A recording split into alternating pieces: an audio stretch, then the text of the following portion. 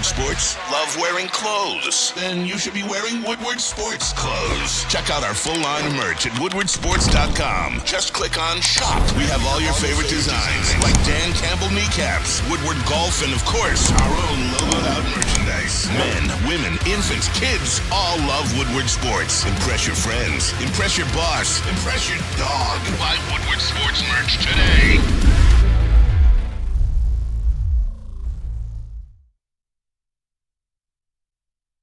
Look at that. That's what he's doing. Honestly. It's unbelievable. Yeah, I know we're on. Just relax. Honest to God. Okay, so we have to get off on, right? And we're Wemby. Yeah, he jeez, oh, Pete. Listen, man, no one's beating that team. If you don't get him this year, you ain't going to get him for a while. Put it that way. The Spurs. Could you imagine, like, seriously, when he even puts on more ball? Because he's gonna put on more ball. And he's gonna grow more. Why not? What is he, 21? What is he, 21? Dude, like, so just as we're going on, like, KG goes, watch this. And he's in the paint about 500 feet away from the basket, right? Literally. And he just reaches his arm over everybody. He doesn't have to jump for how He's an absolute freak, man. He really is. Good morning, by the way. Hi. Everything well?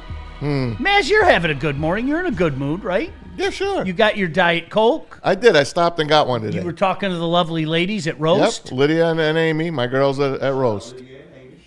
Love them. Just sweet girls. Always walking in, smile on their face. We got great people at this place. That is true. Great people. Yeah, no doubt about it. I was talking to B-Lad. B-Lad's in the house, by the way. Hi, B-Lad. Yes, sir.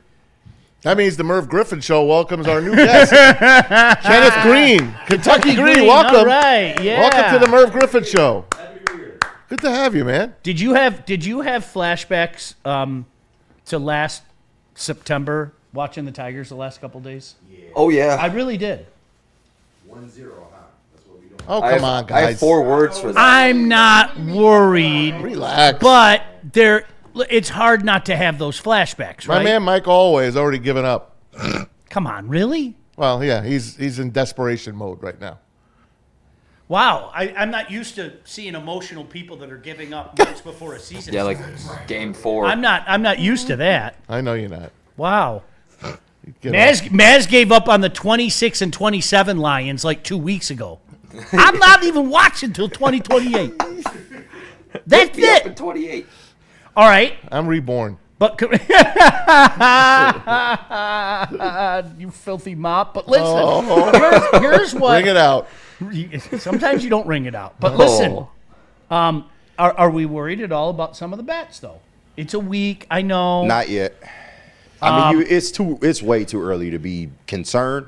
But over the last couple games, you don't like what you're seeing. I'm just waiting for Easter. I think Kerry Carpenter needs. Well, he'll be reborn. That's exactly it. Yeah. I think that stone needs to be rolled away, and once that happens, that Kerry Carpenter is going to start flying. No, for sure. I mean, this last game was probably the worst of the ones they've played so far. And the losses that they've had, like they played well the in other the game. night, giving up 6 runs in 1 inning. But worse. once again, you played great throughout that whole game. To the point where I thought they were going to have it. Right. And you just happened to give it up Good at point. the end. So it's way too early to be making judgments about this team. But if this kind of play continues as we go along through the month of April, then the chirps are going to get louder. My barometer is always the beginning of May.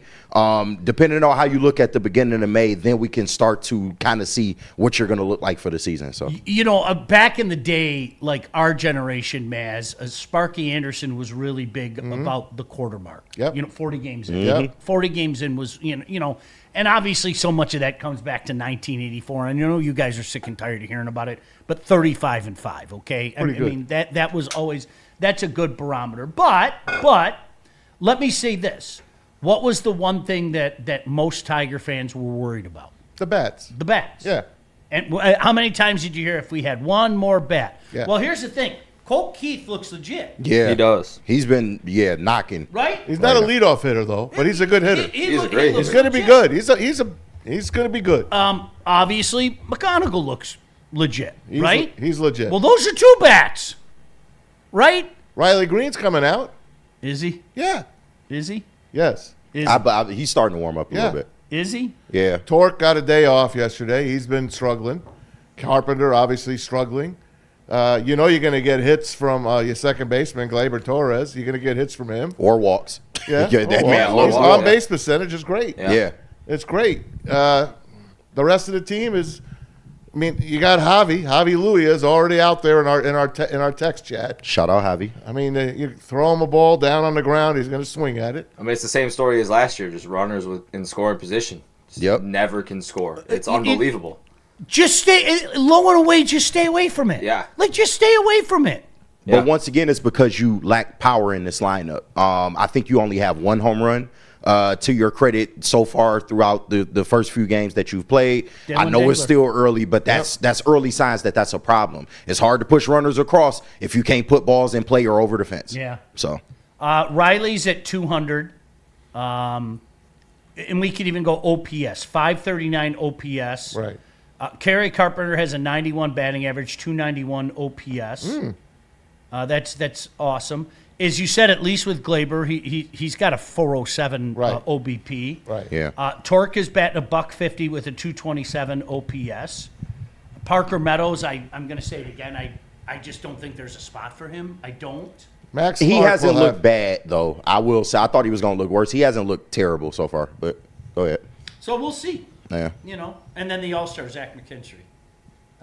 Well, he's a good. He's 25, 250. right, but he's your guy you can plug in on any position. Yeah, You pretty need those much. guys. He's utility. As Yeah, he as is. we He's an talked all-star. about. Utility. Leave him alone. Scuba was great. It's the worst bit ever. Scuba was great. Scuba was. I mean, He didn't strike out, but it big wasn't deal. 7 typical innings. Terry Scuba that we see. He got knocked around just a tad, but of course, he didn't give up any runs. That's how great he is. But it wasn't like the strikeout king Terry Scuba that we were accustomed to. No, but 6 He got the hits, job 1 done. run, Yeah, he got the job 3 done. Ks, 7 innings he went. Mm-hmm. We all bitch that's coming out for the 6th. At least he made it to the 7th. Yeah. Well, I And don't bitch, but they weren't going to score on him anymore after that Corbin Carroll home run. They weren't going to score on him. I caught myself as I was watching the game yesterday. I swear to God, like KG, what you just said, I caught myself. We have put Tarek Skubal on this insane plateau. Yeah. Where we find ourselves, and I'm not just pointing the finger at you. I was doing it.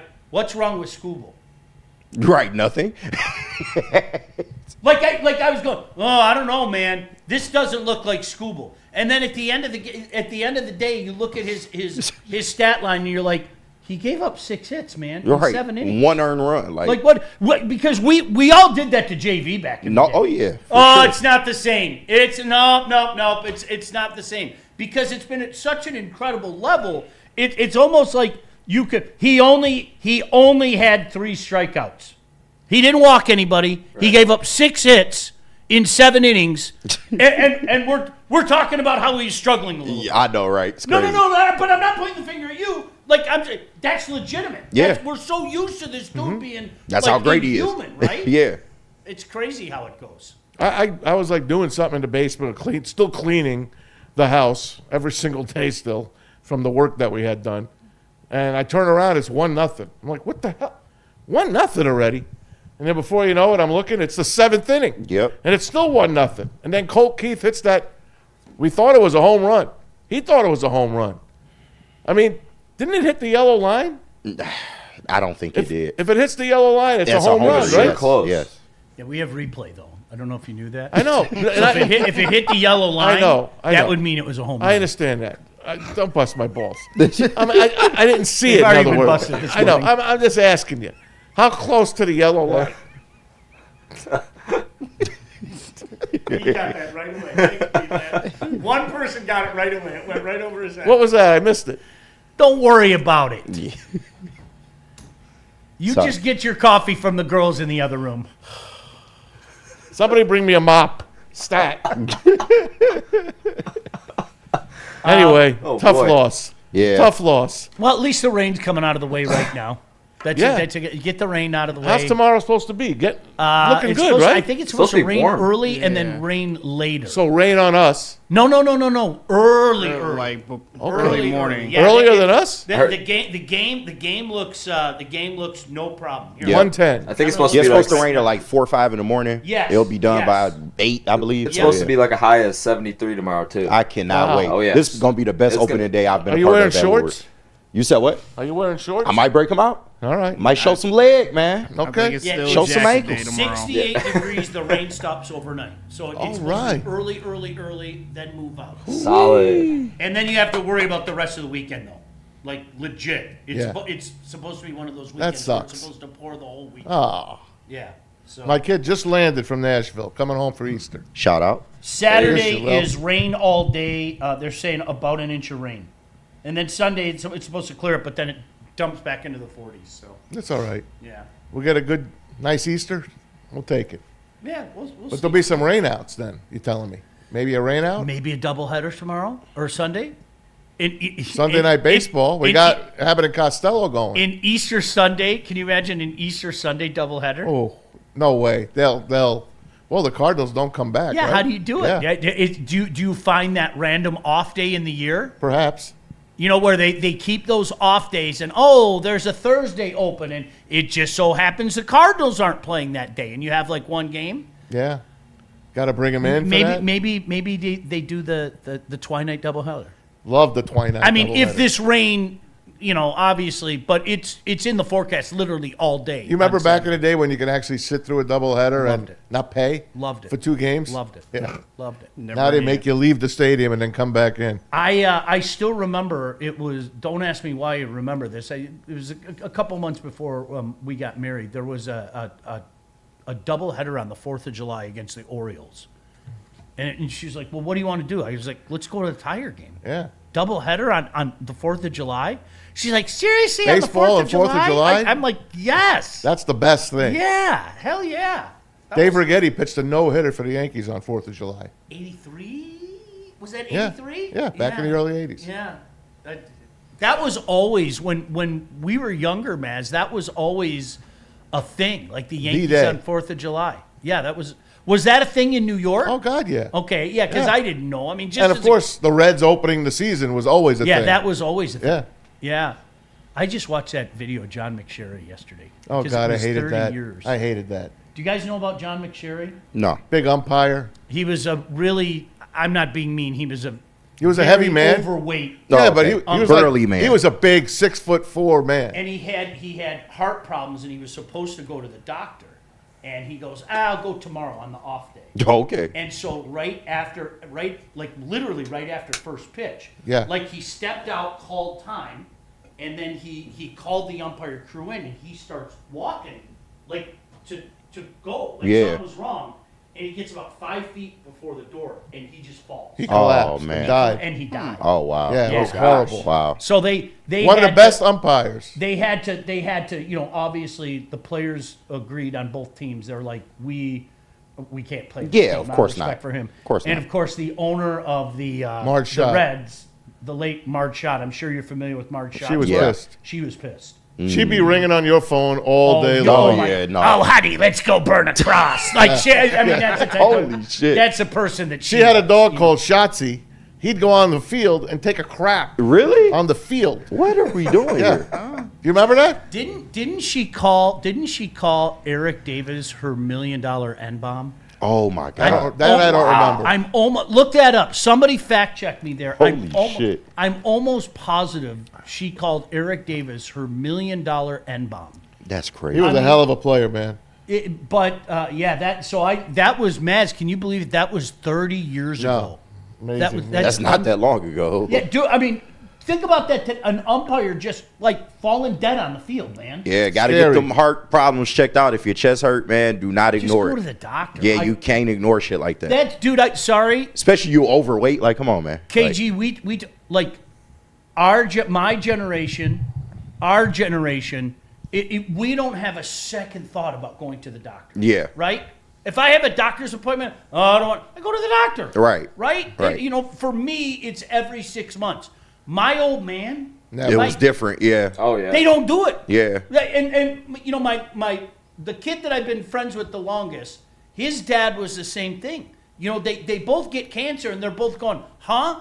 And then you ask them, when's the last time you've been to a doctor? Like, I seriously had this conversation with my dad. Yeah. Like, when's the last time you've been to the doctor? I don't know.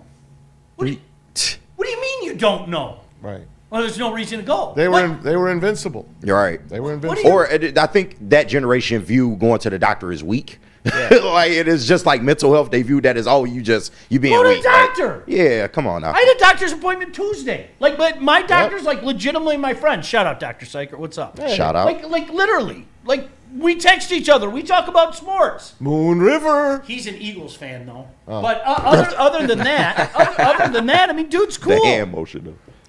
All So right. yesterday, old lady before we did get off, this? go ahead. What? I was like, this old lady really said this?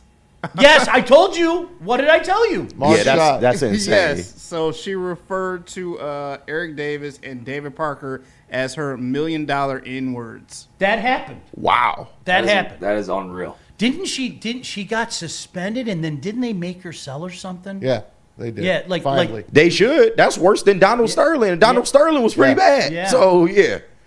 Like, come on, Have you bro. seen the way this woman looks? Like, Oh well, yeah. You put up a picture. Listen, and she then was on when the you cover hear of her Sport- voice, She was on the cover of Sports Illustrated. when? she Oh, literally. yeah. Well, when you look like that, I mean, Listen, she put down three packs of darts a Yeah. day. Too. Oh, She- yeah. She had that voice, you know, like JB, find her Sports KG, Illustrated. I'm gonna burn a cross, baby. You know, like okay. that. It's just, JB, find her Sports Illustrated. I think I got it. ain't nothing That's crawled in that terrible. snatch since Jeez. 45.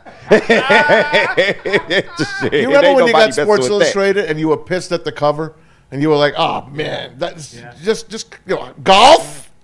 And then Marge Schott appears on the cover of Sports Illustrated. Maz, I used to get pissed until my Segregation's late teens. finest. Every week they came out with There it is. There it is. With a cigarette, With the dog. dart. Yeah, With the dart. I have that Sports Illustrated still. Oh my And Bro, that's put somebody on Sports Illustrated with a cigarette is Yeah. nuts, dog. The Red Menace.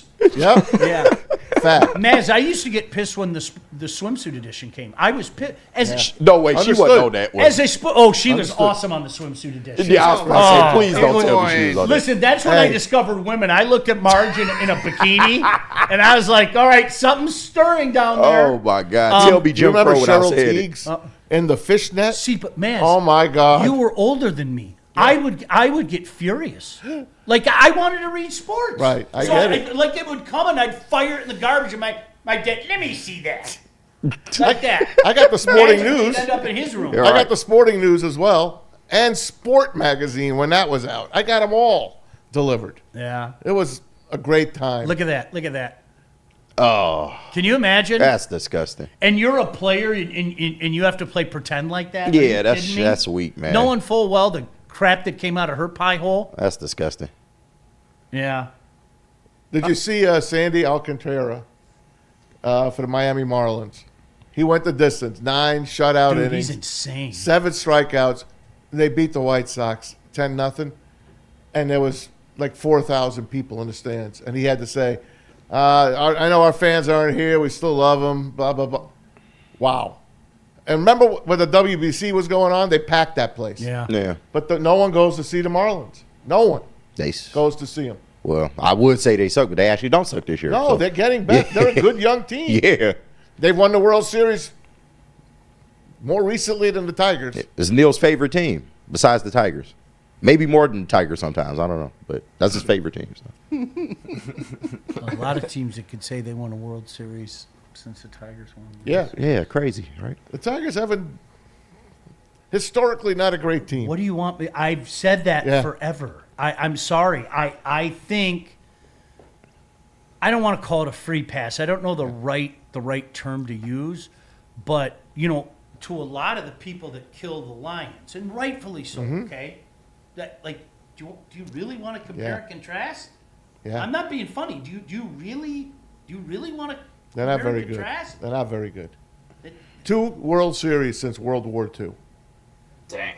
2 World Series wins, yeah. Yeah. Yeah, it's amazing. And listen, we had that it was a fun era. 06 to I don't even. I count loved 14. that era. To 13, Loved really, it. but yeah. I don't count 14. I mean, that Tiger run was really fun. So Really many, as a father who brought his young kid down there, there's so many unbelievable moments. Yeah. The random night against the Brewers. Yeah. Right before No-hitter. school's coming out, and JV throws a no-hitter. That was a Tuesday night.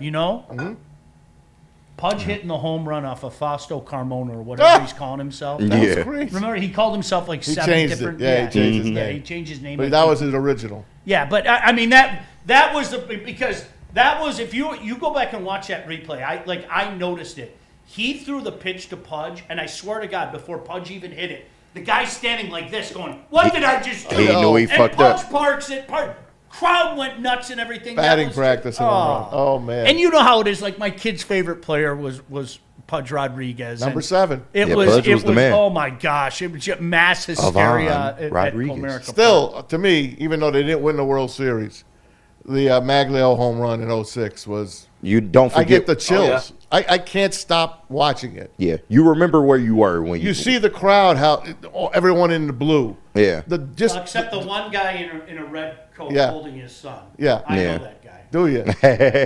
That was a great looking thing on TV. It's beautiful. Yeah, it's Great like call poetry by almost. Tom Brenneman and Dan Dickerson. It was just a phenomenal. They should have won They should have won the World Series.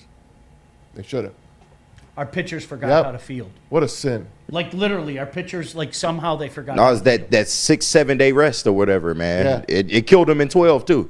They tried to simulate games and stuff. You Yeah. can't simulate that. Like The worst. Those two teams, the Cardinals and the Giants, they were not up to par with the Tigers. Yet they beat them. Weren't the Cardinals were like 2 games over Yeah. 500, some crap like Yeah. that. Like, oh, jeez, oh, Pete. That's why we got to pound them starting tomorrow. Yep. JV getting his revenge. Revenge for Revenge. 06. Revenge. All right, yeah, so we'll be down there. We were just talking about it. We'll be down there early tomorrow. We are doing our show, even though for an hour you guys can't come in. Like, I think the Maybe thing we can opens sneak at them in. 9. We might be able to sneak them in. Maybe. I'll get you in. You want to come? I'll get you in. Well, that's all right. There's more validity to that. Bass taking it on himself. Maz So finds a way. He does. mayor. yeah. He does find a way. But yeah, we're gonna the door is officially open at 9 o'clock, so we're gonna be hanging out there all day tomorrow. Obviously, come down, say hello. B Lad might make a special appearance. He asked me, he goes, "Hey, are you staying for the game?" I'm like, "Absolutely not. My ass is out of there at 10:01." it's only a 3-hour wait to the game, Sean. Oh, well, for us. you know Only a what? I'll be 3-hour home in wait. 28 minutes. Yes. Even better. That's the best part. I'll You be could able to take my pants off at home. You could so- sell your parking spot when you leave. You could sell it. Probably could. Nah, Probably real could. shit. That's the worst part. Nah, you know what? I'm just gonna stay here. I'll give you $20. Nah, thanks anyway. I was thinking about leaving, but you got to make it worth my while. I'll give you $50. Deal. So we're at the Grand Slam Fest early, and then Buddy's Pizza during the game. Not bad. That's a hell of a combo. Hey, shout out Nitty Gritty. Where there's a will, there's a Mazaway. That's right, Nitty. I'll get you in. I'll get you in. Shout out Nitty, man. He'll put on 2 different shoes. Oh, Tommy Two Shoes. I'm sorry, sir. Let's respect. Let's respect. Come on now. All right, we're gonna talk to Doc in a couple minutes. Yes. Right? We got to get our Lions feed in. Yeah, that's no Love problem. talking to Doc's John all Doc. over it. Doc SI.com, Detroit podcast, no doubt about that. JB, where are we going? We got to hear from Planet Fitness and then the Grand Slam Fest. But first, let me clear up these super chats. Shout out to everyone sending them in, and shout out to Thanks, Gold guys. Crown for sponsoring this. Just one from LeBartney sending in $9.99. He said, "Shout the fuck out to the morning crew and chat." Shout out to you, LeBartney. Yeah, Shout out to LeBartney. Shout out LeBartney. God bless you, man. All right, let's hear from Planet Fitness and Grand Slam Fest. Planet Fitness is for everyone. There are over 2,700 clubs nationwide, over 50 in Metro Detroit alone. You can get access to the Black Card Spa. You can recover with hydro massage, other innovative amenities. Bring a guest free anytime. If you're on the road, you can go work out at one of their other over 2,700 clubs nationwide. Shout out to Planet Fitness Northville. That's been my spot. You find your spot because we're all strong on this planet. Planet Fitness is it. And as we've been talking about all morning, and we'll continue to talk about it all day here on Woodward Sports. Baseball is back in Detroit, and we are going to be all over it downtown with the Ultimate Tiger Opening Day party tomorrow. It's a Grand Slam Opening Day festival. We're broadcasting live all morning. Come hang out with the entire Woodward Sports crew. Get fired up for the big game. It's Detroit's biggest opening day event featuring a massive heated tent, full bars, food trucks, live DJs. The madness starts 9 a.m. Unless you know Maz. The madness starts 9 a.m. 8 a.m. Some might say Mazness at 1526 Broadway Street and goes all day. Get your tickets today at GrandSlamDetroit.com. Yeah. I hate to tell you, energy drinks, but you're about to be crushed. Thrive nootropic energy pouches are here to change the game by delivering steady, focused performance in a clean white pouch for a fraction of the cost. And unlike other brands, Thrive comes from an American company that's been leading the way for over 30 years. So stop drinking gut rot energy drinks and why don't you thrive for a change? It's just better. Woodward Sports is your number one source for all things Detroit sports. Start your day with the Sean Baligian Morning Show from 8 to 10 a.m. Rolling into Big D Energy with Neil Rule, Terry Foster, and Red Wing great Darren McCarty. Then make sure you're watching the Braylon Edwards Show with Shep from 2 to 4 p.m. Michigan great Braylon Edwards and the elite Matt Shepard break down all the biggest sports stories. End your day with the Woodward Heavyweights. Join Spencer and EZ nightly from 5 to 7 p.m. Every day, all the sports, all Detroit, live on the Woodward Sports Network, Detroit's #1 sports network. Find your sun with Sun Cruiser Vodka Iced Tea. Made with real iced tea and real vodka. Cold, refreshing, and made for moments like these all year long. Let the good times cruise with Sun Cruiser. Game is won in the trenches, and our big fellas don't mess around. The Woodward Heavyweights on Woodward Sports. Walk into any Lady Jane's Haircuts for Men today. Open 7 days a week. Sit back, relax, and enjoy precision haircut, scalp massage, hot leather neck shave, and hot towel treatment from one of our talented stylists. Step up your game this season and take advantage of our $20 haircut special. Scan the QR code and get your coupon today. Lady Jane's Haircuts for Men, the ultimate haircut experience. Open 7 days a week. Walk-ins always welcome. Lady Jane's Haircuts for Men, it's wicked awesome. Hey, you know, we talk about sports every day, wins, losses, pressure, expectations, but real life, that's not always easy. At Woodward Sports, we want you to know you are never alone, and neither is your mental health journey. Pure Psychiatry provides personalized psychiatric care designed specifically for you. It's not one of those cookie cutter plans. Well, it works for them, it works for her, it works for him. No.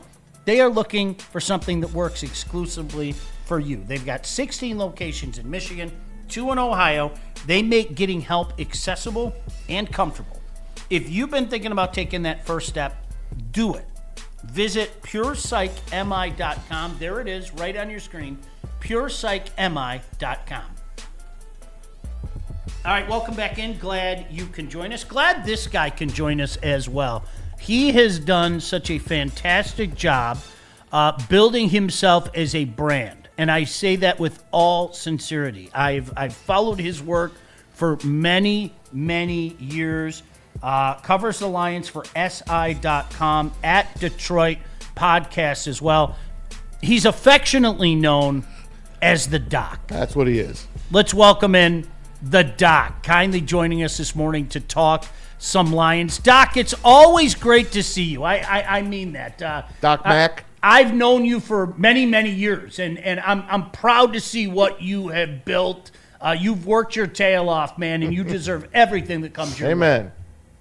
Man, thank you. I'm humbled to hear that, Sean. You know, I've obviously been a long-time listener. Maz, Sean, everything that you guys done paved the way for someone like me to be able to cover the NFL and now the Detroit Lions. And look, Sean, the more things change, the more they stay the same, my brother. Ain't that the same? You know, and here, Doc, like the last The last 48 hours, and you've been all over this. I hope you know we were giving you attribution because you've been all over this. The last 48 hours have been so frustrating to me because every time you say, okay, this is a franchise that gets it, this is a franchise that gets it, something pops up. And when this kind of broke a couple mornings ago, and again, props to you, man, you were all over it. Maz and I looked at each other, shook our head, and said, you know what today's going to be? It's going to be people all over the NFL raining down on the Lions. And as you said, unfortunately, the more things change, the more they stay the same. Yeah, it's just not a good look. And here's where the fury comes from, is that we were told that Brad and Dan were going to change the culture. And obviously it means on the field, but also off of the field in the manner in which you treat players. This stuff that happened with Taylor Decker and Frank Ragnow, completely unnecessary. It's, in my opinion, it would appear to me that Brad Holmes and Dan Campbell, maybe, in the work that they're doing, are overlooking some of the small stuff, which is, hey, simple. You let Taylor Decker know at the end of the year, if you're going to come back, you're going to take a pay cut. That's something that everybody was already talking about. You don't let the man who spent a decade here go out and put out a graphic saying he's coming back when you have when you're about to tell him, hey, we're going to probably take some of your money back if you want to play. So they embarrassed him. And obviously, you know that he was upset because you never call the media to your crib to say, hey, I want to come talk bad about an organization. So you know that he was frustrated with the whole process and the miscommunication. You guys know it takes 40 seconds to send a text. Hey, sorry, Taylor, we need the money. Obviously, where you're at. It's a simple text, strictly business. That's all it takes. That's all he's looking for.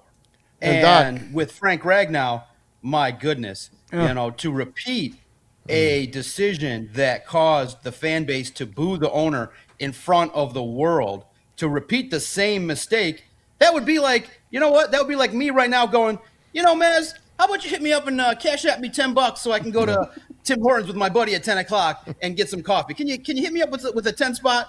That's how cheap it sounds with what the Lions are trying to do with Frank Ragnow. It's just not a good look. And these are just bad PR hits that really remind people of the era of the Lions that just wasn't that positive. And Doc, it just doesn't seem like they don't care. I mean, they trot Rod Wood out, and he's just looking at you and like kind of almost laughing at you, saying, we really don't care what you think. I mean, I don't pay attention. Who pays attention to us? We don't pay attention to anyone. And like Sean said yesterday, what are you talking about? The NFL is a copycat league. Everyone is watching. Everyone is looking. And this guy trots out on his way out the building, and he basically says, this is how we do business, and I got no issue with it. And that makes it even worse, considering it started with Barry to Calvin and now here to Frank, and in a little way to Taylor Decker. Yeah, I like how I asked Maz for money and there's radio silence. Nothing, huh? I got you. I'll buy you a coffee, Doc. No. It's very funny to look at. Rod Wood does an expansive interview. He probably thought, I did a good job. I nailed it. And, you realize, oh, shoot, that you're going to bring about this level of scrutiny. But I kind of do believe the more you think about it, the more you evaluate it, that's his position, is to make those decisions and to take the heat for it. And look, it's one of those deals where it's just the wrong decision, completely top to bottom. I know some fans will support the organization and things like that, but it just sends a bad look. Like, hey, this is a guy that was one of your original offensive linemen that you credited for helping get this thing moving forward. And he went out there and in a game hurt his throat and didn't miss a beat, stayed out there, spending hours and hours in the training room to do things for you. And you go out there and you try to hit them up for $1 million, which equates to nothing. You could get that in so many different ways. You could restructure another player. You could have added another $1 million to Goff, but it just comes off as cheap. And it really does come across as, hey, we, in the end, do not care about a player after his time in Detroit is over. We care about, obviously, the roster. We care about and look, in the end, I get it. I can understand that side of it. But in the end, you send a better message in a league that's driven by players, where all players talk. And it was talked about too, man. If you listened, Carlton Davis actually, when he went to the Patriots, he said, well, negotiating with the Lions, there were some things they wanted to put in the contract I didn't like. I'm certain one of them probably is going to be something along the lines of language about signing bonuses and all that. Look, I think this will get fixed soon in the future. I think agents need to step up and for their athletes, put in the provision that, hey, when I sign my name, when my client signs his name to the paper, there's no chance in hell he's given a single penny back. That's why it's called a signing bonus. Yep. My name is worth this much. Stop asking for my player to give it back. It's unfortunate. It's a cheap look, and yes, you can do it, but why do you think former players are all coming out? Jason Kelsey, massive audience blasting you. National media with huge platforms blasting you. If you like going around and having your organization being called cheap, I guess this is what you do. And in the end, if you're going to save $1 million so that you can get a safety, Chuck Clark, who's a depth piece, I would think about this better if they would use some of the money to get higher end players. Sports Illustrated just came out recently with a top 50 ranking of the free agent signed, and the Lions only got one player on the list. That's Cade Mays at number 37. I'm not greedy, but can we maybe get 2 free agents in the top 50? That's all. We're not asking for much out here. No. And, Doc, you've basically said everything we've been saying for the past 2 weeks and how it culminated in this last night, yesterday. And you, like you said, Jason Kelsey, that's another center. That's going to be a Hall of Fame center with a great, he's out there. ESPN, ABC is using him as one of the top mouthpieces out there. Pat McAfee now calling them the cheap Lions. They used to love the Lions on that Pat McAfee show, and now they're clowning them. And Kenny disagrees with me. He thinks they abuse the Lions more than they love them. But to make a long story short, it's a bad look, and I hope things change in the future. And I wish Brad, and that's another story, I wish Brad would be a little bit more, aggressive than what he's been in the past few years. When you have injuries, that's what the free agent class is for, to fill the injury spots. And they used a lot of these $1 million 1-year deals. So I'm not sure what we're going to look at this upcoming season, although the schedule looks pretty good for them. Yeah, no, look, this is a football team that many people expect still to get double-digit wins. Most people believe, okay, Brad has identified a lot of talent on offense, and that's going to be the calling card for this football team. All your fans have just watched the Eagles and Seahawks use a strong defense to help out to win a Super Bowl. It's true. Defense wins championships. And listen, I'm not one to blow smoke up anybody's ass, but that defense has me scared. Like, I know that you have Aiden Hutchinson, but teams have found ways to take him out of some games. And you realize that you just need more at certain spots. You still need a backup defensive tackle. You did lose Alex Anzalone. You did lose Brian Branch to a significant injury. So you have question marks. And I just think that when you look at it, the biggest question marks people are going to have, and you're going to have to hit on the draft this year. You're going to have to hit a lot of those picks, and they should be on defense. So I just think that it's a philosophical difference between some that view the Lions where they're at and how the Lions are viewing it. The Lions want competition. They want gritty guys that want to prove it.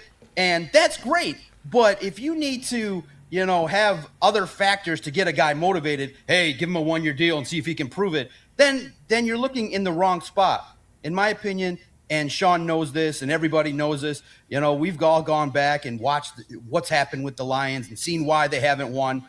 The reason is that in the NFL, talent trumps all. You can have 53 try-hard guys and give me a team that's more talent-laden. I'm taking that team every single time. And yes, the Lions have talent, but I was told that drafting and developing would get me sustained success.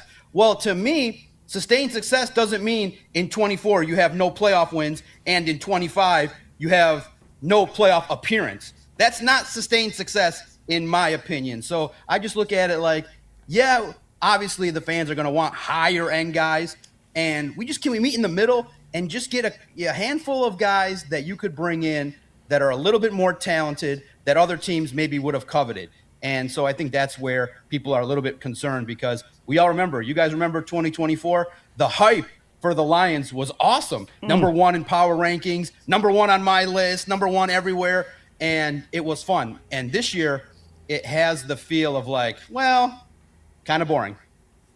Yeah, Doc, you cooking right now. It's always great to talk to you. And I got to ask you, because Lions Collective sat down with Brad Holmes last week, and they did a really, really good job of asking him questions.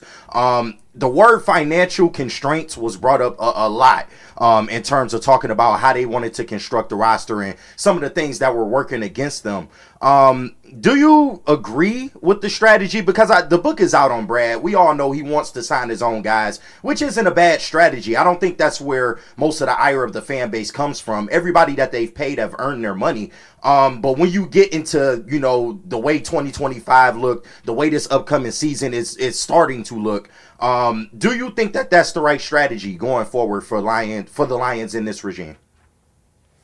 My man, thank you so much. You're doing great work as always. I know I tried to hit Maz up for money. Maybe I'll try you. Hey, I got you. I'll let you go, Dub. I got you. Listen, Good luck with that. I got to pay my taxes on April 15th. Can you hit me with a C-note on Cash App, my brother? Hey, I'll see what I can do.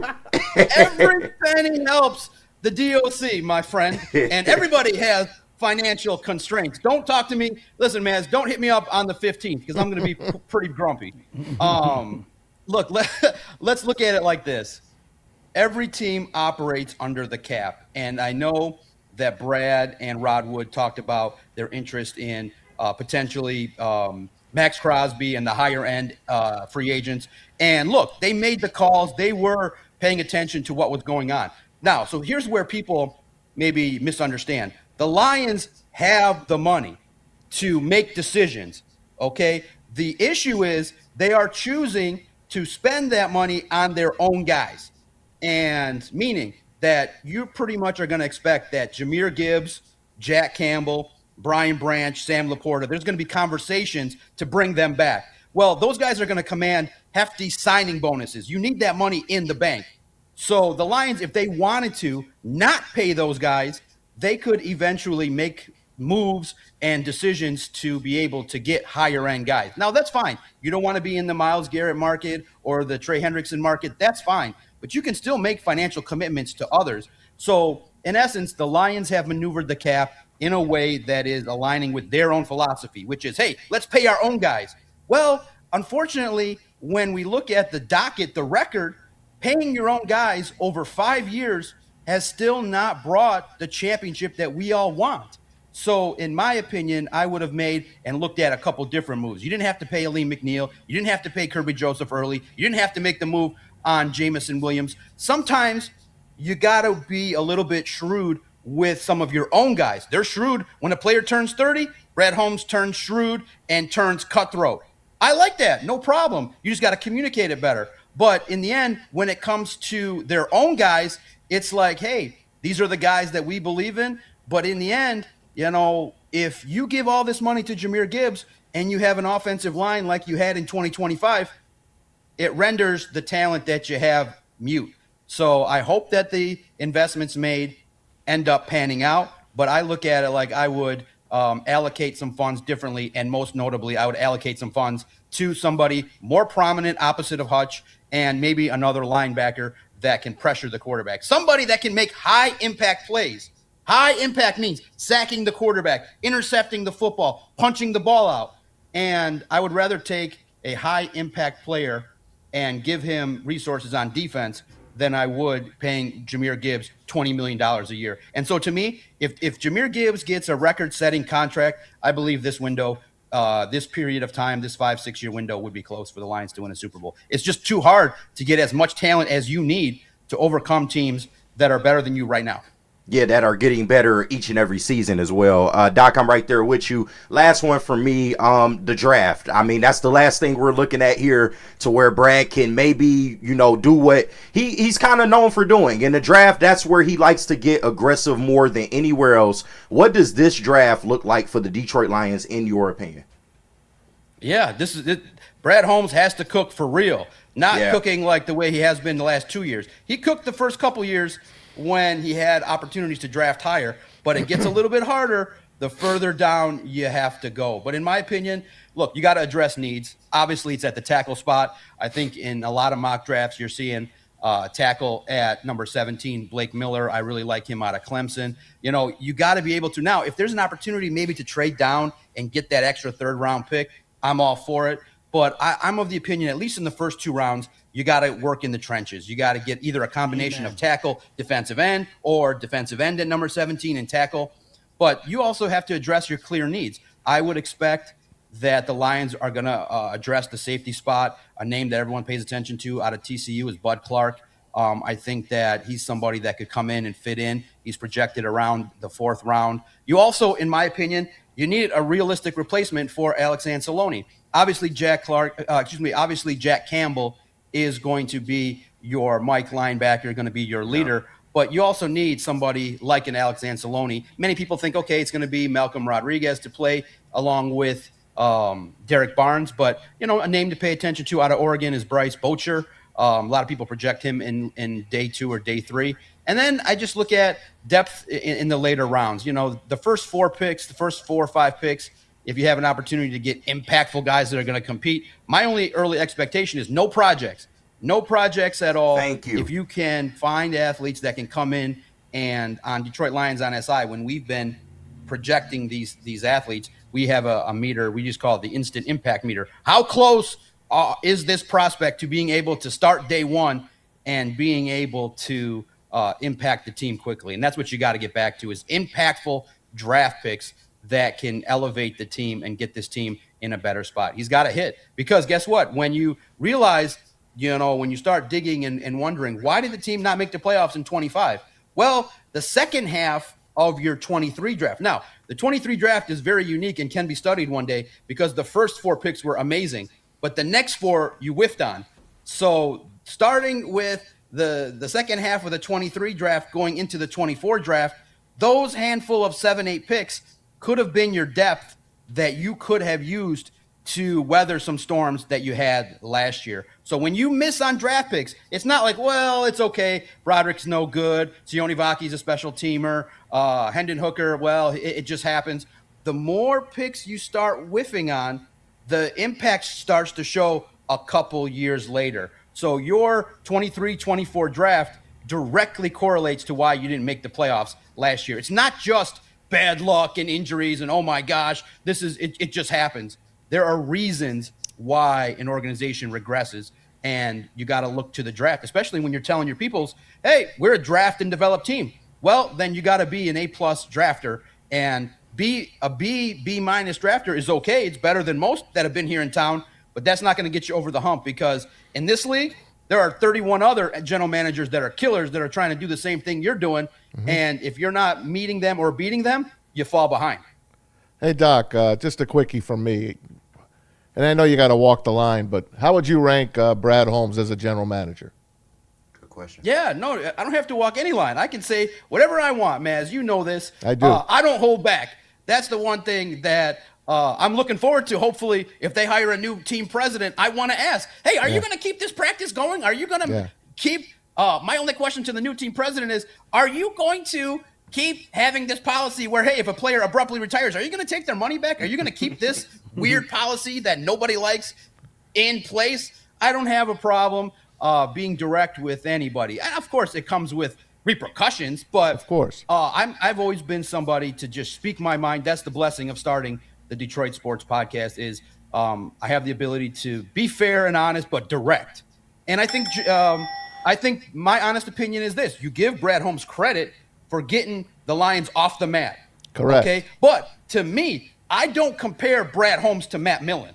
Okay, that is a silly, stupid comparison. Correct. Okay, Matt Millen was objectively a failure. Mm-hmm. I compare Brad Holmes to Veach from the Chiefs, to Howie Roseman, to Les Snead. I compare him to the best of the best.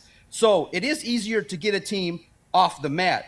The fine line between being good and being elite is those decisions you make. Nobody needed you to trade up for Broderick Martin. Nobody needed you to trade 3 draft picks for a wide receiver when you already have a couple good ones, especially when you have holes on defense. Of course, Tesla is going to be a good player. I feel like clearly He's a great piece, but you overpaid for him. Yes. And so when you start making moves and you start analyzing critically about a general manager, the moves that you need to make to go from good to elite, he's whiffed on. Yes. And that's the definition of why the team regressed, is that you got to be a little bit more cutthroat with your own guys. You got to maneuver the cap slightly differently. You got to make better decisions in the draft. And those little mistakes, while they're not disastrous in and of themselves, when you pile them on together, this is how you get a team that goes from 2023 to being a close hair away from the Super Bowl to a team that regressed over 2 years. Yeah, teams are going to have injuries, but your job is to have the depth pieces through the draft to replace it. Mm-hmm. So, in my opinion, Brad Holmes, great start, but now when it's time, I give him a B as a general manager, and I think he ranks up there. He's in the top 10, top 15 in the class, but in the end, that doesn't do it. That doesn't cut it. To be a elite general manager, you got to be in a class one of one, one of two, and right now he's not close to that because of some of the moves that he makes. He's got to step it up. And I think that there's a chance, if this pattern continues, that the organization will open their eyes and start making some of those moves, because it's tough to win with a bunch of role players. It's a talent-driven league, and I think that eventually, if Brad Holmes figures out, oh, shoot, this is not the plan, and to become just a little bit more aggressive, everybody will get what they want here in Detroit. I think it's coming, but you might have to wait you might have to wait 3-4 more years. But I think the Lions will give him that time, because he's going to sell that he's going to have 4 or 5 straight consecutive winning seasons. But to me, good is fine. But I'm evaluating him based on greatness, and greatness means Super Bowl or bust every single year. Good is not fine to me. Oh, 100%. Doc defined aggressive. Hey, listen, what Doc said, how many times have we talked about it here? Every single time. At the end of the day, the NFL is set up for you to get good. Like, there's a blueprint. Yes. Where you differentiate yourself is doing exactly what Doc said. Going from good to great. That's the hard step. I want to finish, and by the way, support this guy. Get the Cash App out there. Do whatever you have to do to support this guy, Yes. okay, Doc? But I want to go back to something you said at the very beginning before we bid you adieu, okay? I had 2 different NHL owners tell me they love Gary Bettman. Love Gary Bettman. They hope he never goes anywhere. And I kind of went like this, and then they said to me, because everybody looks at him like the bad guy. All he's doing is doing what we want. And I think what you said about Rod Wood was spot on. Okay, is Rod Wood really the guy who's making these calls? He's doing what he's told, you guys. I mean, period, end of story. That's Except for the the reality tickets. of it. He's the ticket guy, though. Yeah, well, he's the ticket guy. He's the ticket guy. Support this guy in any way possible. He's a great guy. He does a great job. Doc, really appreciate you. Continue to do what you're doing, man. Thanks, John. Thank you, Sean. Listen, again, you paved the way. You guys like you and Maz set the table for guys like me to be motivated to get into this business and to forge our own path. And the things that you've done in this business, there's a reason why you've landed on your feet time and time again. And now, obviously, we spent time talking about the Lions. Sean, can you work your magic? Do we got to go down to LCA and do a Iserman Man March? What's the deal with these Red Wings? Where is the heart? Where is the grit? Sean, turn up the heat on these Red Wings. Well, we're gonna get into it. March and April collapses is unacceptable. I promise we'll get into it. And you know, the reality is, Doc, a lot of people, they didn't want to listen. The signs were there within the last couple of years, and they didn't want to listen. That period, end of story. I can't handle it. I can't handle collapses every year. Every year? My goodness. I Hype can't wait to talk to you wins. guys again. Thanks for the invite. It means a lot. Appreciate you, Doc. Thanks, Doc. God All bless, right, man. he does such a great Keep job. bringing it. Really good guy, too. Really Fun. All right, I'm going to get it off my chest right now because He said every single thing that I have been saying. listen to me. I'm going to get it off my chest now. JB just sent me something, and I'm going to try really. I'm going to try really hard to contain this. Okay. I'm going to try really. Why does it hard. upset you so much? You shut your mouth.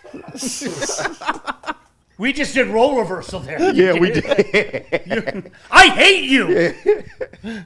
Okay. I know you don't. I do it. Are As you soon as I ready? saw it, I do it too. Would you like JB to put it up on the screen? No. Don't you want the people to see it? No. Sean, he's a Tiger legend. Come on now. Okay, all right, we're going a little far with that now. Come on. Are you ready? I'm going to read this as Brad Galley tweeted it out. Shout out, Are Brad. you ready? BG. Yep. Tigers fan favorite Brandon Inge will throw the ceremonial first pitch ahead of Friday's home opener at Comerica Park. That's a hell of a picture you filed, JB. I don't. Hey, man. Was Johnny J.H. Peralta not available? Right. Jahani. What's Scott Sizemore doing? You're right. Ramon Santiago. What about, can we bring Brett Cleveland? How about Don Kelly? Alexis Gomez. How about Placido Polanco with a ski mask? Oh, hey, don't you Do you know what would disrespect be Placido. great? If Nate Robertson ran out with Gum. like gum time. Gum And time. He's got. How about Matt Anderson with the octopus? I don't get it. How about Brendan Bosch? Brendan Bosch. How about Red Pop? Professional hitter Chris Shelton. Chris Shelton. Okay. All right. Sounds good to me. I like Travis Fryman. Yeah. Joel Zamaya. He was wait. good. Oh, Joel Zumaya. Travis Fryman. Joel Zamaya was good. Until he wasn't. Phil Koch. All right. Fine.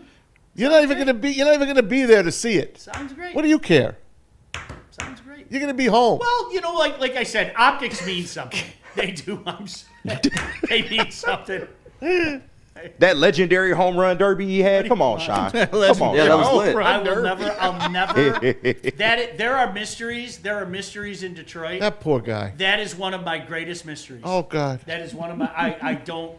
Just the absolute love. I hated him when he was here too. So I don't. I can respect him now though. I don't get it. I don't get it. I don't get it. I do not get it.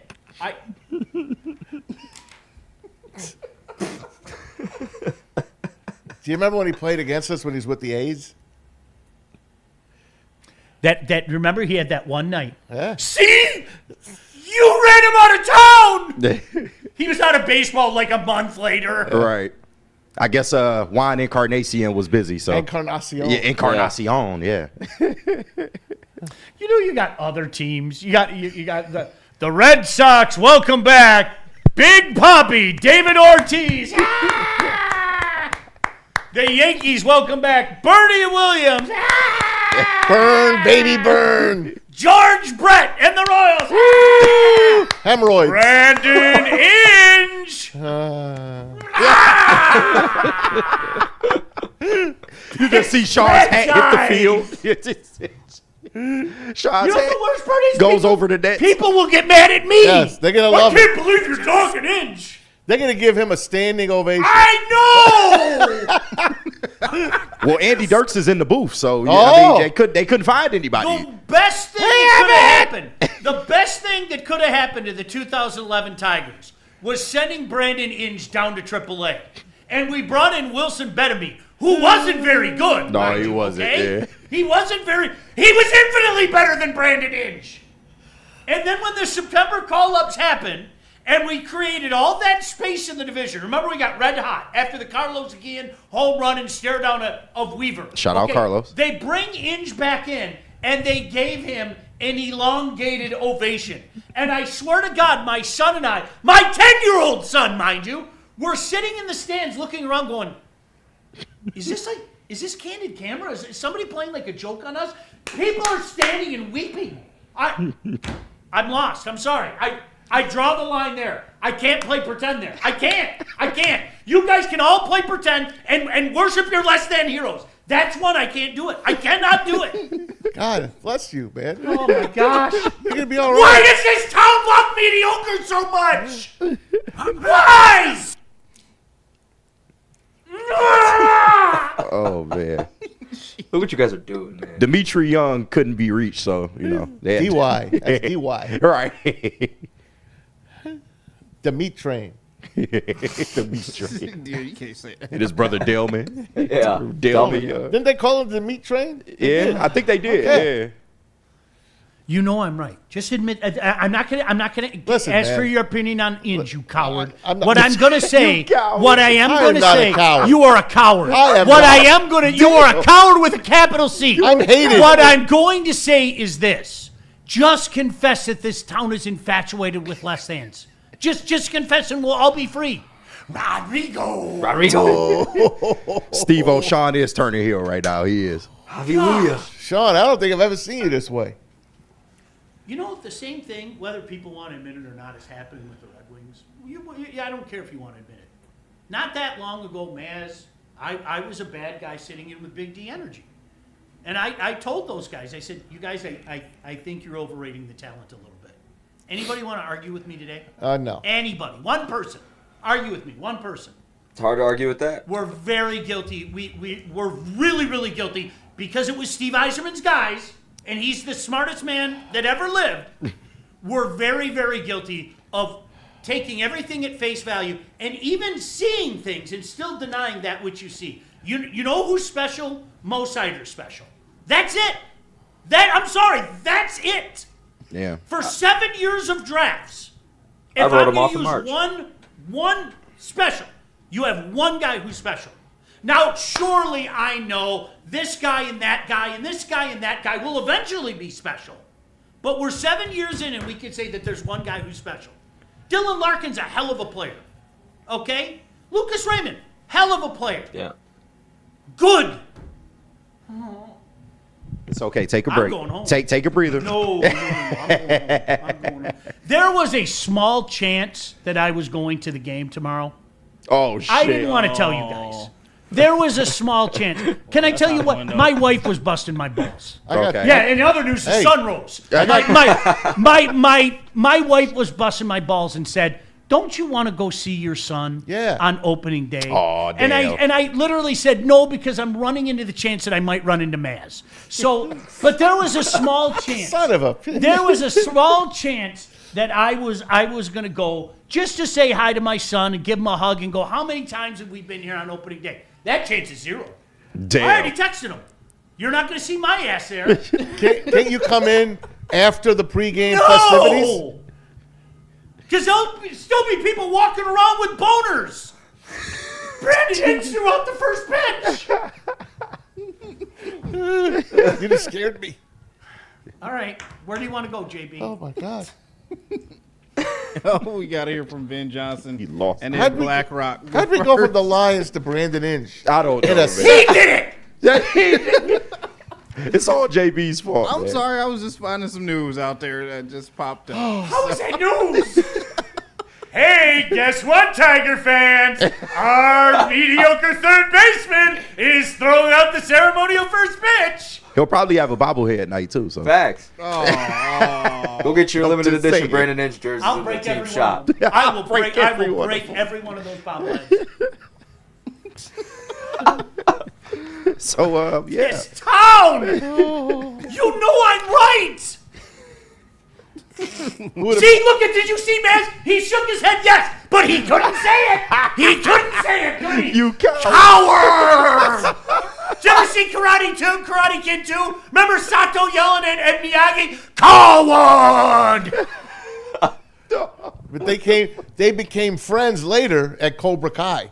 Same, what was it? The same, what did they hit? The same tree, same. Yeah. That's hilarious, man. But see, they eventually became friends. Maybe you They and did. Maz can, you know. Why doesn't he want to see me at a game? I don't know. You are pleasant to go to a game No. with you, Maz. I will take you to a game. I have to mentally prepare myself. I'll sit. Look, if the four of us are going, I'll sit at the opposite end of you. That would help. Okay. You can sit next to me, Maz. Thanks, KJ. I We'll might have a ask great for a time. couple extra tickets. That's Man, fine. your seats are 2 seats down. The seat buffer. Way down there, like. You need the buffer seat. But you're still with us, though. Just way down there. That's You'll all. take us to a White Sox game. There'll be plenty of I will seats. listen. I promise you, I'll buy you a beer and a dog. I don't want a beer. I want a soda. I'll buy it's. In a souvenir I'll cup. ask. I'll buy and I'll ask for extra ice. I'll take Souvenir his cup. beer. How's Comerica Park Ice? It's great. The Pepsi pour. Did you see how happy his face was? The Pepsi pour at Comerica is outstanding. And I'm a Coke fan, but I'll take the Pepsi at Comerica all day long. Now, did they switch to Coke? They might have. I don't know, man. They might have. I don't get it. I don't know. Oh, man. You and Sean never I'd change. rather have Jamie Walker throw out the first pitch. I would bring Jamie Walker back. Jamie Walker was good. Oh my gosh. How about Alavila? Oh, Oh, yeah. God. Oh, yeah. Okay, that's another example. You people were nuts. And the best thing, you can't find one person. Yeah, I was all in on Al Avila. It's just like your people. Brady Hoke. Oh, I knew day one. Bullshit! You lying sons of bitches! You all loved Brady Hoke. Well, I mean, coming from Rich Ride. Yeah, right. What you expect us to do, man? He was a Michigan man. What you expect, bro? Where are we going, JP? Hell. Yeah, we're definitely going there. Well, yeah, probably that too. We got to hear from Ben Johnson and then Black Rock. But first, let me clear up these super chats. Shout out to everyone sending in super chats and Gold Crown for sponsoring this. Rando Small sending in $2. He says, Mass, I never got my tickets for tomorrow. All right, Randy. Come and see me. I'll get you That's in. the worst part. Right. I'll take care of you. I got your back, Get man. you through the back You owe door. me a favor. I got you, man. Might not be tomorrow. We got $5 from I Ain't Say That he sends in. He said, Mass, when our Wood retires, he's taking his mask off. It's Matt Millen and LeBron. Just like the Scooby-Doo. If it wasn't for you kids, I would have gotten away with it. Oh, what a mask that is. Did you guys see what I put out yesterday by AI LeBron? Yo, with the Boy Scout patches? Yeah, no, that was hilarious. Labarney sends in $9.99. He said, shout out KG and Doc. Hey, shout out. Appreciate it, Yes, man. sir. What we got? Showtime Tate sending in $1.99. Said, Mass, can you get me and my dad into Grand Slam? Listen, Showtime. Rando actually won one of our contests when we were giving away the Grand Slam Fest last week. I think the list is pretty full, but if you get down there and we're on the air, maybe just look through the fence, say, Maz! Maz! Psst, Maz! I'll see what I can do. Yeah, we got to make concessions for him. This Devin from Inkster, man. He's one of the Woodward Sports dog. faithful. So I understand, but you know what? I get my boy in. If the Devin list Gardner? is full, Wasn't he from Inkster? No, not that Devin, but yes, he was. I'll do my best, man. I can't promise, though. We'd love to have you. Wish I had known sooner. I'd make sure you was hooked up, Yeah. but We'll find a way. We'll find a way. Shout out to Stephen Bathy sending in $2. He said Sean is just mad that his wife likes Inge better. There's probably some validity to that. What would she call Brandon Inge? Mediocre? I don't know. No, what would be her name for him? Just like, what's his name? St. Brown. What did she call St. Brown? I have Kali no Ma idea St. James? What are you talking Yeah, about? Kali Ma? Yeah, Yeah, Kali Ma I might St. have to James. ask her. I might have to ask her. Kali Ma St. James is outstanding. Yeah. He really is. We got Sonic and Knuckles. it's Sonic and Tails now. Sonic and Shadow. We got $5 from Mike. He sends in. He said, I like to see Eisman trade Larkin for somebody who is capable of playing hockey in March. Big dogs need to play like big dogs. Damn. It might be time for something like that. 100%. Yeah. As much as we love the guy, Michigan's own, it might be best for him. Oh, Jack just said it was Sonic and Hedgehog. That's what she called Sonic and Hedgehog? Sonic and Hedgehog. Oh, that's hilarious. Sonic and Hedgehog. There's Kali Ma St. James. Yes. Sonic and Hedgehog. I told you I came home and she was in Lions gear and I just giggle. Oh. And she goes, why is that funny? And I go, name 5 lions. Hutch. Easy. Kali Ma St. James. Sonic and Hedgehog. There you go. Sonic Okay, and yeah, you're a Hedgehog. Lion fan. I love it. Good enough. Bless her. You pass. And one more before we head to break from Francis J. Fox sending in $1.99. He said, do you guys have any fabulous sports babe stories? I met her one time. The fabulous sports babe. She came and did like an event when I was at the At DFN, right? A really nice lady. Yeah. She really was. She was good. Yeah, she was. She had her peeps.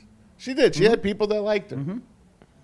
So Brandon Inge has almost an entire city that likes him. He I does. Call can't following. figure it out. Call following. I man. can't figure it out, but maybe somebody can explain it to me. I don't know. The fabulous sports babe was a sports talk show host back in, what, would you say the 80s? Was she actually? No, her height was kind of the 90s and into Yeah? the early aughts. That long? Yeah, because she came to an event that we had at the Fan, I want to say 02, Oh, wow. 03. And then Jim Rome got really hot. Like we had that Jim Rome The tour clones? stop here. Yeah. That was unbelievable. That was Rack him. yeah, that was I sat backstage at the Palace pounding whiskey with like 4 guys, and it was like that Sesame Street. I won't tell you who, but it was like that. One of these things don't belong. Oh, and there were 4 of us, and I'm sitting there. I'm drinking whiskey with like Hall of Famer, Hall of Famer, Hall of Famer, Hall of Famer, and then me. Like one of those things didn't belong. One of those things.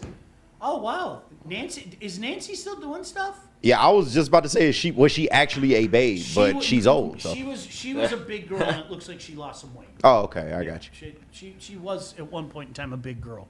Her name Nancy Donnellan, if I'm not mistaken. Good job. Nice lady, nice lady. You know. Chad, I got the Ozempic. Where are we going? Where are we going, JB? Ben Johnson and then Black Rock. If you need justice, and doesn't everybody need justice, I'm going to need some justice after this. You need to remember there are people coming out to get you, okay? The man is always after you. Whoa. The government, your insurance company. So when things go south and you need a fighter, you don't just need a fighter, you need the fighter. And the fighter is Ben Johnson. Contact Ben today at venfights.com. And looking for dinner plans that sizzle? Head on over to Black Rock Bar and you Grill, home of the steak on the stone. Guess what tonight is? Tonight is Sizzling Thursday, guys. Get on over there. A 6-ounce sirloin, shrimp scampi, your choice of soup or salad, and a side for $19.99. And don't forget, Tasty Tuesday coming back around. Half a pound of ribs. You got the coconut shrimp and the fries for $13.99. It's not just a meal. It's an experience, and you should experience it at blackrockrestaurants.com.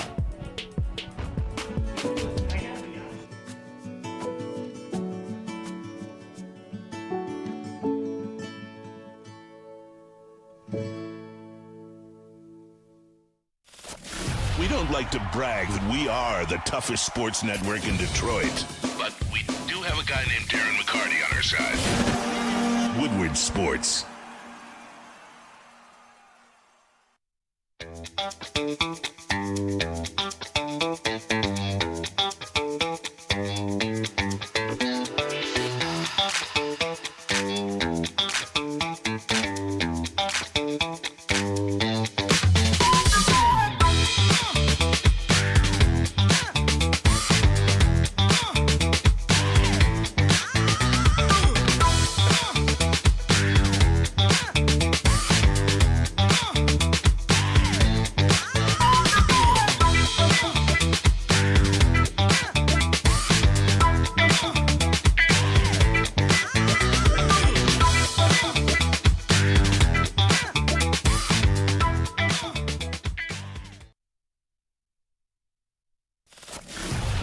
To brag that we are the toughest sports network in Detroit, but we do have a guy named Darren McCarty on our side. Woodward Sports.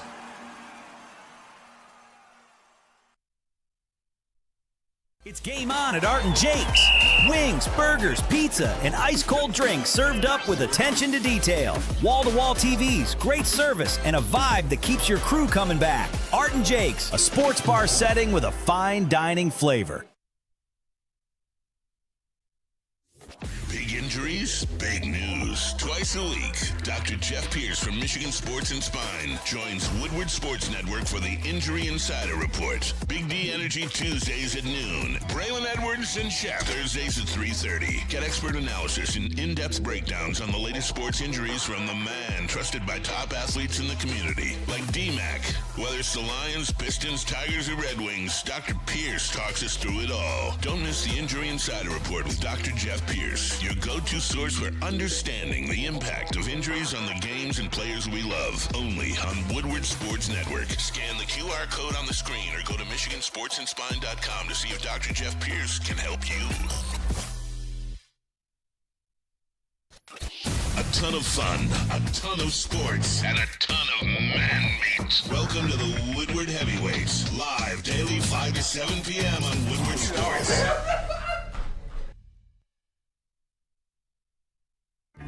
Find your sun with Sun Cruiser Vodka Iced Tea. Made with real iced tea and real vodka. Cold, refreshing, and made for moments like these all year long. Let the good times cruise with Sun Cruiser. Hey, if you are tired of the midday crash from sugary energy drinks, it's time to level up with Thrive Energy pouches. You know, we get up, depending on who it is in this room, I literally set my alarm for 6:04. Like, legitimately. Now, the other day I set my alarm for 6:22, but I put PM in there because I stayed up too late, and I suffered for it. Thrive is made right here in the USA. It delivers fast-acting energy and elite cognitive focus using all natural caffeine. The best part, it's all clean, all energy, zero sugar, and absolutely zero crash. If you're a dipper, I'm telling you right now, just try it. That's all I'm asking. Just try it. You have the opportunity to try it. Grab Thrive Energy in wintergreen. That's what I rolled with. Peach, peppermint, and cinnamon. You can scan that QR code on the screen right now or go to dipstop.com to grab a tin. Make sure you use promo code WSN at checkout to get 15% off your entire order. Seriously, guys, Thrive's outstanding. It effing works. You okay now? You had a couple minutes. To me? You had a couple minutes. Can you explain it to me? You Just explained it. I understand, man. You know what? No, you don't understand. Listen. Explain it to me. Can you explain it to me? Nobody can. Hear your silence? Listen. Shout out Labartney. Yeah, no, Labartney, our resident sugar daddy, Labartney, has requested we let Showtime Tate in. So I want to. Yeah, we will talk to Anson. We will get this worked out. Devin from Inkster, hit me up later, man. We gonna work this out. There might be some mixing and matching. You're telling me on the list. Yeah, because Freddie, shout out Freddie fell 3-1-3. He so graciously offered his spot on the list because he probably won't be able to make it. He's going to March Madness this weekend. Shout out to Freddie. Looking forward to get some of that content, Brody. But I was gonna go with Freddie. Oh, word. But it's Easter weekend. I can't get away. Yeah, I get it. It's terrible. I wanted to go. Can I explain to you what my buddies and I, because I have a group of buddies and we were mystified at the whole Brandon Inge thing, okay? And so we actually did a study. We did a study, okay? And I think the study falls right in line with what's going on with the Red Wings, okay? Yes. It's the promise of a new day. It's the promise of a new era. We love our own homegrown guys, okay? Because we watch them develop. And we think, and this is my issue with prospects, as you know, all these magical names are going to end all our misery. Chilo Presidio. They're all going to end our misery, right? And you write these checks for these names. And so you hear these names, and then it's this waiting period, right? And sometimes they're mythical creatures, right? Sometimes you hear these names, but you never see them. But they continue to say these names, right? And sometimes you wait a few years. All right? And then if they do anything, well, we feel like we know them. We have a kinship with them. Even though Brandon Inge has absolutely no connection to this area, he was a Tiger. He's chosen to make his life here. I wish him nothing but the best. Nothing personal. Didn't he go help coach Michigan, too? He wasn't good there either, Okay. I'm sure. All right. But whatever, okay? Okay. Listen, the same thing's going on with the Red Wings. And I was watching the clip yesterday from Neil and Spenny and the guys on Big D, right? And it was funny because a lot of the things they were saying, and KG had my back here, a lot of the things that they were saying, some of us were saying not that long ago when it wasn't cool to say it.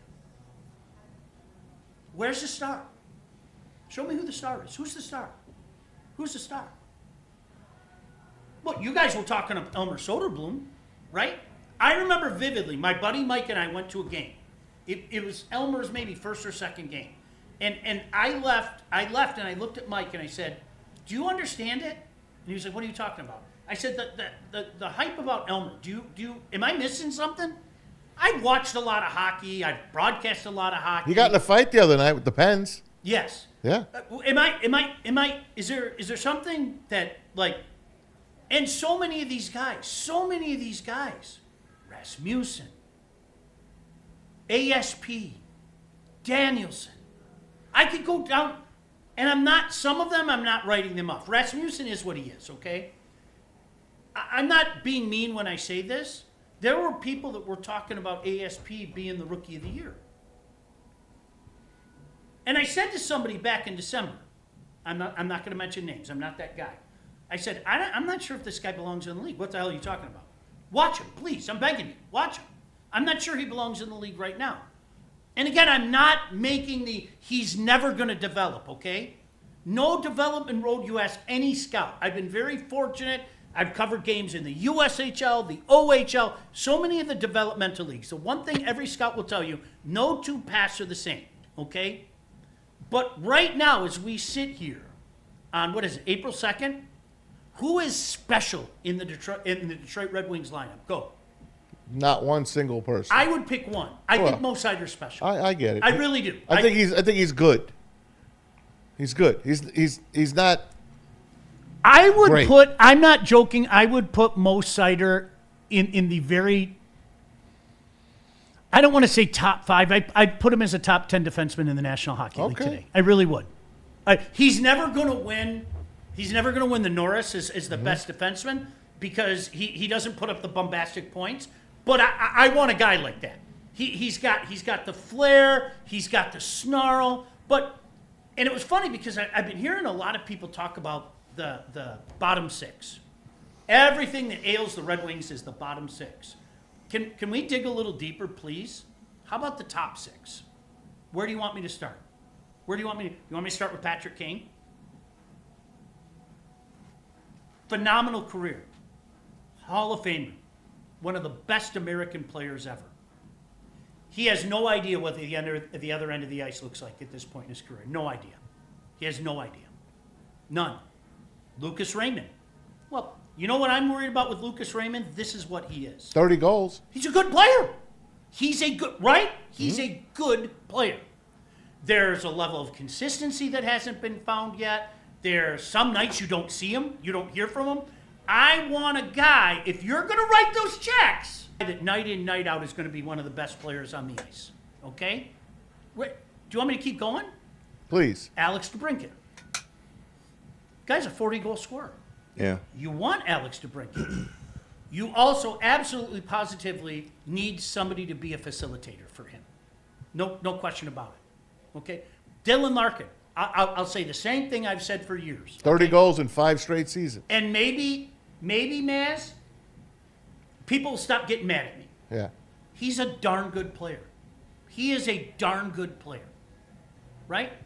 Am I leaving anybody else? Anybody else? You brought up Raymond, Lucas Raymond? Yeah. Gibby? I'm afraid he is what he is.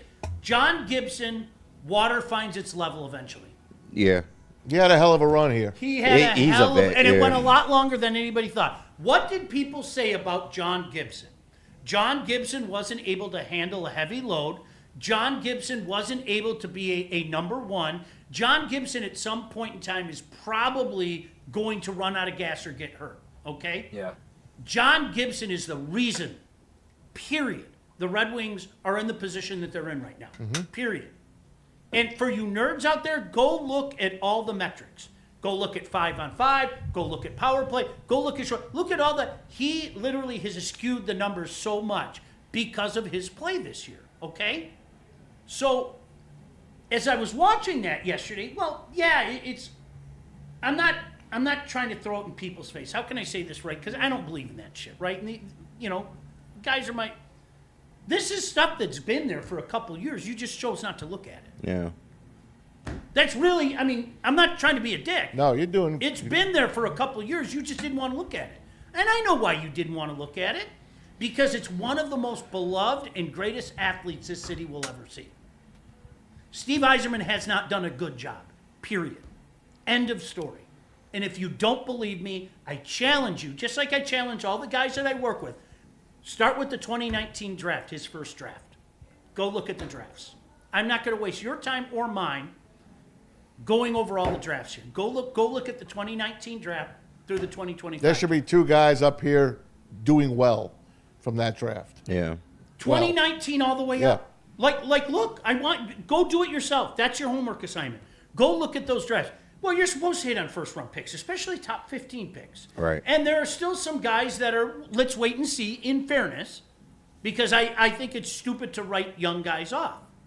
And I will also say this, and I know you know this. I've said this for 2 years. If one coach said, hey, I question these guys' desire to be tough and play tough, and then a second coach comes in and basically says the same thing. By the way, your general manager's hand-picked coach, I might add. And then everybody and their brother, oh, he wasn't ready. He was in over his head. Well, who hired him? Who hired him? It's a fact. Who made that decision to bring in a guy that we all universally say wasn't ready, was in over his head, isn't head coach material, probably best suited to be a specialty assistant coach? We're talking Blash, then Lalonde. Then Lalonde, Yeah. okay? Then you bring in Todd McClellan. Surely this is the answer. Mm-hmm. This is the answer. This is a guy that's going to put it all together. And I'm going to put up silly memes with Todd looking at people with those glowing red eyes because that's going to be the difference. Here we are talking about the same things. 3 coaches talking about the same things. If not now, when? We've heard so much about this group. Well, when's this group coming? Okay? 3 coaches now. Are they all wrong? Yeah, can't be. Are all 3 of them wrong? In essence, the same things have been said. Are all 3 of those coaches wrong? And you should never question the desire of a team. Like, that's bad.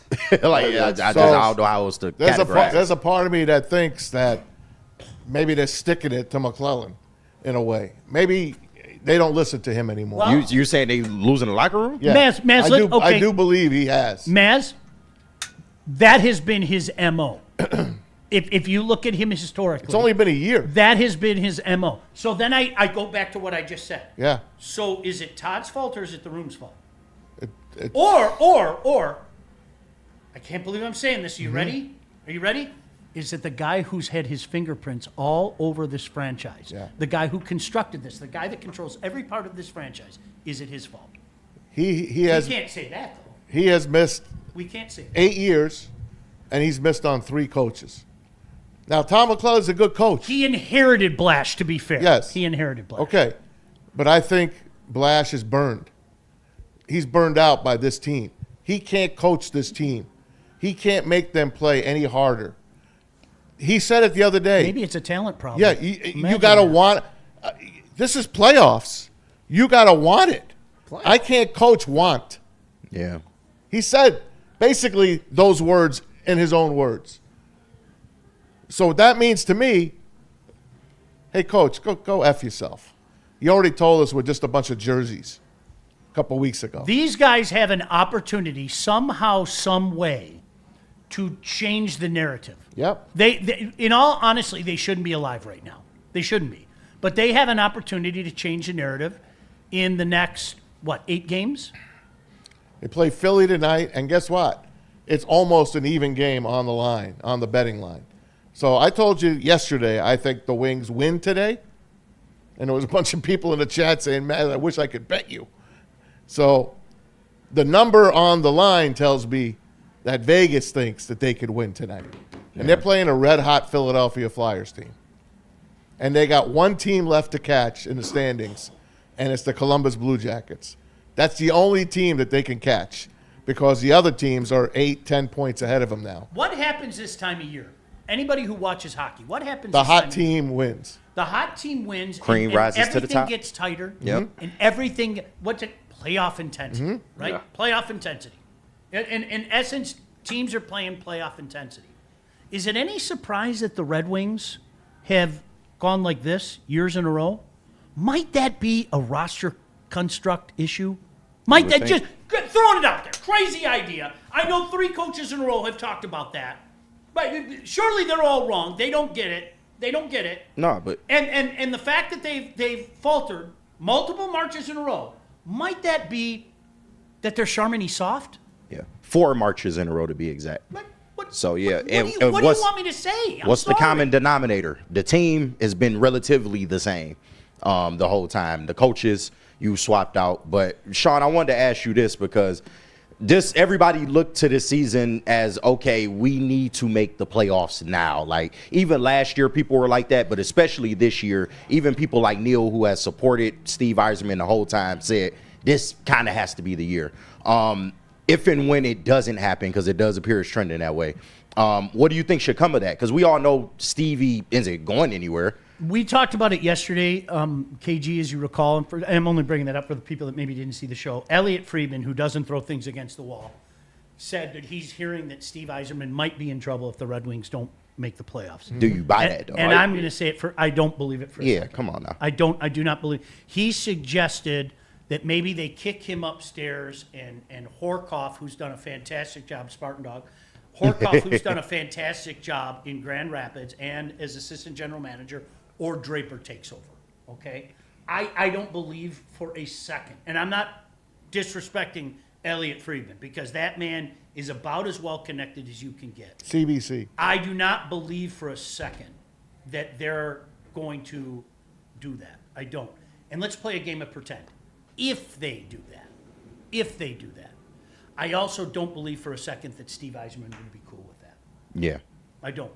I think he's got one more season before he doubts himself, maybe. But can I answer your question, though? Because I think it's an important question. What People KG don't want a said is- pound of flesh. Yeah, it's an important question, all right? The whole make the playoffs thing. I've always said this. If you listen to a general manager, he'll tell you.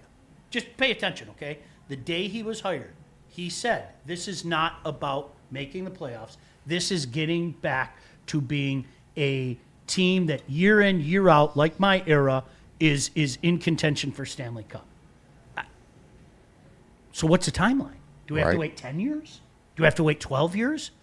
Because right now, as I sit here today, and maybe there's somebody in the chat that disagrees with me, there isn't a lot of special with this team. There isn't. And please don't cite the Grand Rapids Griffins to me. Please, I'm begging you. They're Please. building a dynasty, Sean. In the AHL. Gonna make him throw his hat again. Take a look at the ages of some of those players, and some of those guys are never going to see the light of day in the NHL. That's all I'll say, okay? So, with that being said, are you cool with that? Hey, guys, don't worry, all right? I know we didn't make the playoffs again, but 2 years from now, we're just going to skip that, and we're going to go right to we are a legitimate Stanley Cup contender. The Pistons did that. Okay. The Pistons did that. Well, they also had a pretty special player, too. They did. Yeah. They really. So, to hammer this home, I was talking about this with Mike last night, okay? The whole playoff intensity. Do you know how many teams have a losing record in their last 10 in the Eastern Conference as a whole? As a whole. The New York Rangers are 4-5-1, who mailed it in a month ago. The Florida Panthers are 4-6, who announced to everybody they're going to mail it in. You understand that's still a better record than the Red Wings, right? Yeah. The bottom two teams in the East are 4-5-1 and 4-6. You know who the worst team is in the National Hockey League in the last 10 games? Not us. You're never going to believe it. In the Eastern Conference, you're Not never us. going to believe it. Not us. The Detroit Red Wings at 3-6-1. Wow. Is that a coincidence? I'm not being swarmy when I say that. Is it a coincidence that three coaches in a row have said, in essence, the same thing? And as KG said, multiple marches in a row, we've seen the Red Wings go like that. Is that a coincidence? Could it be, Lord forgive me, could it be that the roster construct is as such that makes that a yearly occurrence? Could it be? No, it couldn't be. Look what he did in Tampa. It can't be. It can't be Steve Yzerman. No way. Can't be. How dare you talk disrespectfully about the captain? Right? What do you want me to say? Nothing. You hit it on the head. Man. By the way, the teams in contention: Buffalo 6-2-2, Tampa 6-2-2, Montreal 7-3, Carolina 6-4, Pittsburgh 6-3-1. The Islanders, who are doing it with smoke and mirrors, or at least 5-5. Boston 7-1-2. Remember when they were mailing it in this year? Columbus 5-4-1. Ottawa 6-3-1. Philly 7-2-1. Washington 6-2-2. Detroit 3-5-1. Okay. Playoff hockey, man. We're getting ready. So if Philly wins tonight, they'll pass the Wings, and the Washington Capitals will probably pass the Wings. You know what I'm getting? And it's funny because I told you I was talking to young Justin about this. They're still alive. Yeah. They have a chance to change this. They just got to knock off Columbus. See, here's what I have to. This is what I say. Except there's 4 teams. Where do you derive your optimism from what other teams are doing, or do you want to derive your optimism from what your team is doing? That part. Because as I sit here right now, there's no reason to be optimistic about Detroit. None. You guys have watched the same thing I have. Two real dog performances in a row. I mean, really? 2 dog performances in a row. Pittsburgh coming off a game the night before? So, yeah, Maz, I get your point. You're not wrong. You're not wrong because there they are, tied for 86 with other teams, and Washington so they still control their destiny. Well, am I supposed to be optimistic about controlling my destiny, or am I supposed to be optimistic about the way a team's playing? Because I have no optimism based on the way the team's playing. The eye test wins. He isn't going anywhere. I'm telling you. No. You guys, people, and I know a lot of people, not all, a lot of people have turned on him. You still hear a lot of incredible excuse making. It's mind-boggling to me. I'm not going to lie. He isn't going anywhere. Just set your watch to it. He isn't going anywhere. The only way he goes someplace is if they say to him, Steve, we want to kick you upstairs just like you did with Ken Holland. I don't want that. Well, Steve, we're going to kick you upstairs anyway. Okay, well, I'll look for another job. Remember, Ken, look for another job. Who's going to hire him? Went and got Steve Yzerman will get a job, I guarantee you. Not as a GM. Yes, he will. I guarantee you. Ken Holland. He's been successful. Look, Ken Holland, the last few years. He's with the Kings. And I love Ken. I really do. What a wonderful guy. The best. Ken immediately went to Edmonton. The last few years were a debacle. An absolute debacle. He got to 2 finals. Steve built a team that has had a lasting experience in Tampa. And what people always forget, I said this from day one, it's a lot easier when you inherit a not ready for primetime Victor Hedman and a not ready for primetime Steven Stamkos. It's a lot easier. He didn't have that here, in fairness to him. He didn't have it here, okay? Steve Yzerman has Team Canada experience. He built that juggernaut. I mean, and I don't want to take too much away from his replacement, Julien Brisebois, but he built that juggernaut, and Tampa still is relevant, still this year. I wouldn't be surprised if Tampa won the gosh damn East, to be honest with you. But how many of those players are still around? A lot, including his goaltender, Vasilevsky. Well, I know that. He did, hit on those guys. He did the Kosa Augustine Yeah. thing with Vasilevsky. Okay, listen. He did in Tampa what Brad Holmes did here with the Lions. He hit early. But I don't think he hit late. I could go back and look at it. I mean, Kucherov was an absolute coup. Getting Kucherov's one of the best players in the league. Yeah. So getting Kucherov, especially where he got him, was an absolute coup. And he has not done those things here. He just hasn't. No. And please don't say Emmett Finney to me. And that's no disrespect to Emmett Finney. Emmett Finney is a fine National Hockey League player, okay? Yes, it helps to hit like a guy on that where you know this guy's going to come in and give you an honest effort every night. But Emmett Finney and Nikita Kucherov, okay, the comparison stops, right? Mm-hmm. That's where we're at. So I watched that clip, and it's funny. I think a lot of people are starting to see it now. I think a lot of people are starting to see it now. Who do you wins think I tonight? like saying this? Who I don't wins like saying tonight? Flyers or Wings? Flyers. Okay. Why would I pick Detroit? Right now. They're due. Don't do. They're due. Please don't do. That's all I got, man. That's all I got left. You put that hat back. You got all right, cool. Other than that, everything's great. Hey, I'm the guy I've been saying, KG, we're still going to have the party in the plaza. Oh, of course. We're going to go there one day before a Tiger game, and we're going to set our lawn chairs down, and we're going to have coolers, and we're going to be drinking and having a great time. Right. Woo, yeah, play up. Oh, yeah, right. They have this beautiful plaza. Man, I want the Red Mile. I want to go down there and just hang out. And then, I'll see Mez. Hey, you going into the game? Where are you sitting? No, I'm going to stay out here and party all the time. And legitimately, I want that. Yeah. I watch other franchises have that. I do. Every gosh damn spring. There's the live look-in. Oh, look at the streets of Montreal packed. Oh, look at the Red Mile in Calgary. They have this beautiful plaza out there just waiting to be party central. And this proud franchise, very proud franchise, rightfully so, okay, is now in the worst swoon in their illustrious history. We're celebrating the centennial, right? Yeah. If they don't make the playoffs, it's 10 years. It's already the worst swoon now, by the way. You know that, right? Yes. It's 10 years. Don't worry. The prospects are coming. Everything's going to be okay. Is Brasenio coming? He might be coming. he might be. Y'all leave Brasenio alone, man. We probably butcher the guy's name. I know. That's the best part about We're it. probably never going to see him. He's got great stuff, I though. know. I wish you knew. I got it. Oh. We're probably All right, never cool. going to see him. We're gonna see him. Did we? All right, cool. Can we break now? We sure can. Take us to Supreme Lending. I could do that. I think that's you, Mans. I can do that, guys. I can do that. Hey, buying a home or refinancing one is a big decision. So just like in sports, you need the right team behind you. That's why we're proud to welcome Supreme Lending to the Woodward Sports family. As a full-service lender, they boast a 99% closed-on-time rate, 97% customer satisfaction score. And here's the best part. How about this, guys? You apply for an eligible loan, mention Woodward Sports, receive up to $500 off your appraisal. How do you get this? All you got to do is call that number on the screen, ask for Chad or Chris at Supreme Lending today, and make sure you tell them Woodward Sports sent you. And Maz, have you done Art and Jake's? I have not. Can't wait for it this weekend, guys. You know what we're going to be on Sunday. On Saturday, make that. The Final Four at Art and Jake's, and we are going to be in Clarkston this Saturday night for Michigan and Arizona.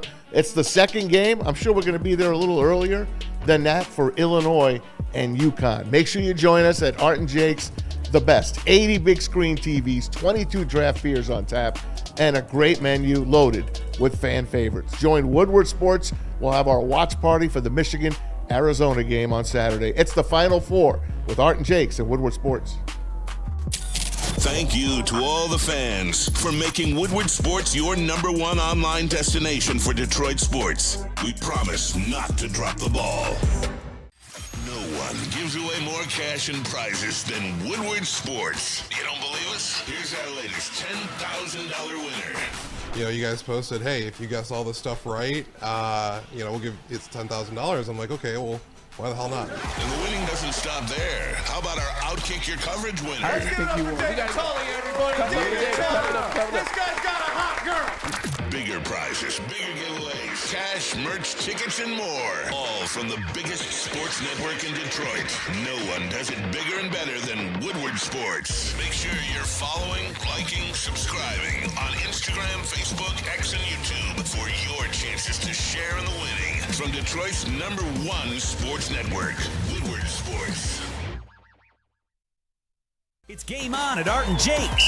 Wings, burgers, pizza, and ice-cold drinks served up with attention to detail. Wall-to-wall TVs, great service, and a vibe that keeps your crew coming back. Art and Jake's, a sports bar setting with a fine dining flavor.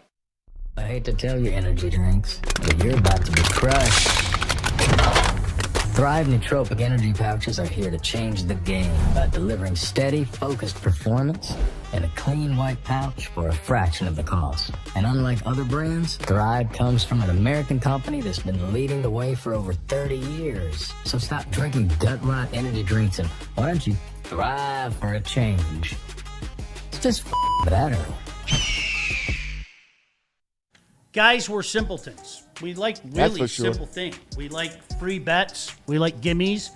We like Brandon Inge. We like things uncomplicated, like Lady Jane's Haircuts for Men. You walk in, you sign in, before you know it, boom, you're handsome and clean.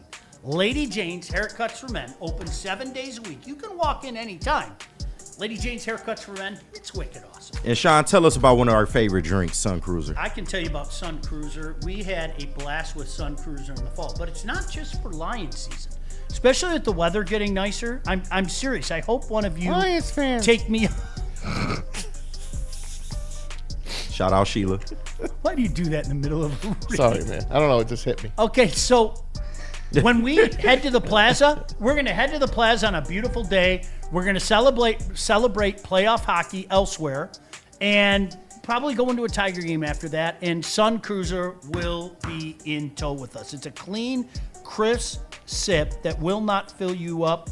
Only 100 calories, 4.5% alcohol. You got to try the peach. I'm telling you, it's elite peach. You've got the iced tea, you got the pink lemonade. They got you covered. So continue to let the good times cruise with Sun Cruiser and Woodward Sports. Please drink responsibly. All right, I think we're all caught up in super chats, but we did have this one come in just now from Labartney. Labartney again. $10 super chat from him. Can we say SOL? I cannot. How about SORW? Yeesh. Who was it that came up with Airborne? I want to. That was Detroit DC. Detroit Shout DC. out to him. That's just the way it's just compounded itself and changed itself, and it hides. It's like on the desk It's somewhere. a shapeshifter? Yeah. It's like I'm using hand sanitizer constantly. I know. I know, but it's I'm not going to be in infected. the air, bro. And I know KG won't be infected either. I'm Nah. not going to be infected. Well, you got a lot of boosters. It would take. I don't get no boosters, but it would take a lot for me to get sick. I would say that. I'm done with that. Snitching Shad for $2.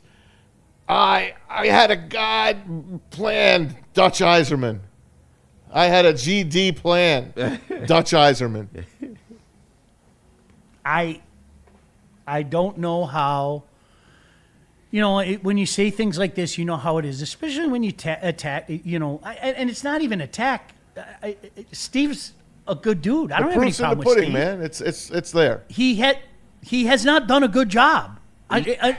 There's nothing there that suggests he's done a good job. Nothing. I mean, John Gibson was a gift, okay? Nobody could have envisioned what John Gibson came in to do, all right? Nobody could envision that. By the way, his trade partner, who was part of this franchise before, you see how well the Anaheim Ducks are doing? Just wanted to bring that up. Wow. I think that's the thing that frustrates me the most. The teams that started their rebuild after the Red Wings started their rebuild Are already back. Yeah. Yeah. And that general manager to my face told me it takes 5 years. People don't get that. It takes 5 years. And Verbeek's a little ahead of the curve right now. And Steve's been behind the curve the entire time. Why? I was telling, 5 years ago the Habs made that crazy run to the Stanley Cup final, remember? Mm-hmm. And they ended up losing in Tampa. I know. It's Was that weird. the COVID year? Two Eastern teams. Was that the COVID? It was the year after the COVID. Okay. The COVID year is when they played in August and September, and then the year was half cut. And Who then won the COVID? Dallas against who? That was Tampa. And then Dallas, they had it. Tampa won that year, and then they beat Montreal. So the two East teams played because remember they were in North and. So anyway, long story short, they went to the finals that year. They had a couple pieces from that team still carried over. It's a good start when you have guys like Cole Caulfield and Nick Suzuki. But they started many exits behind the Red Wings. And look where they're at right now. Mm-hmm. There's no comparison. Yeah. I know somebody did slapdick or whatever. Go look. What do They you want have me to say? they have their goalie, and they're the youngest team in the league, as you've been saying. Two. Dobish has been sick. But hey, don't worry. You know how we've been calling to have Kosa come up? Maybe he's not that. Maybe that's why they don't want to bring him up.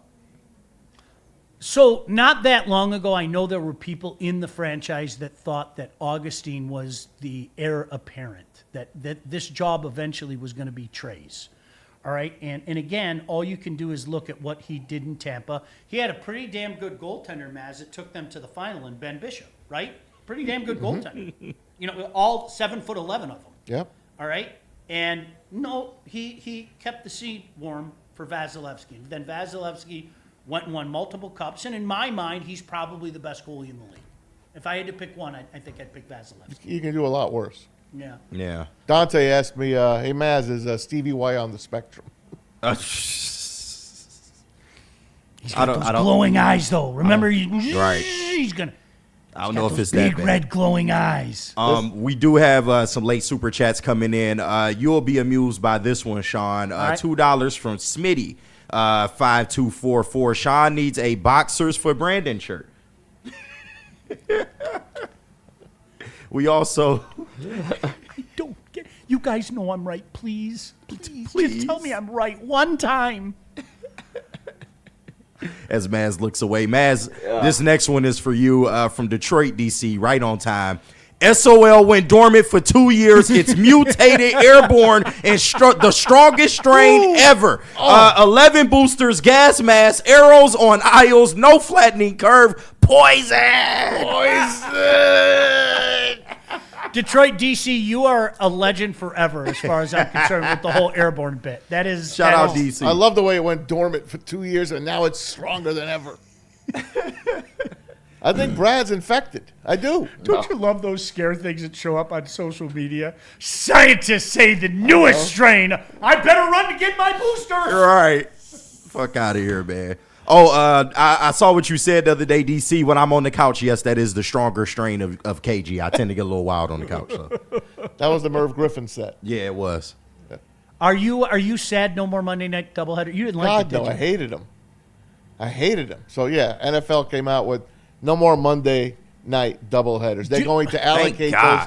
They're going to allocate those games to other times. That's going to be, obviously, the Wednesday before Thanksgiving. You're going to have a game.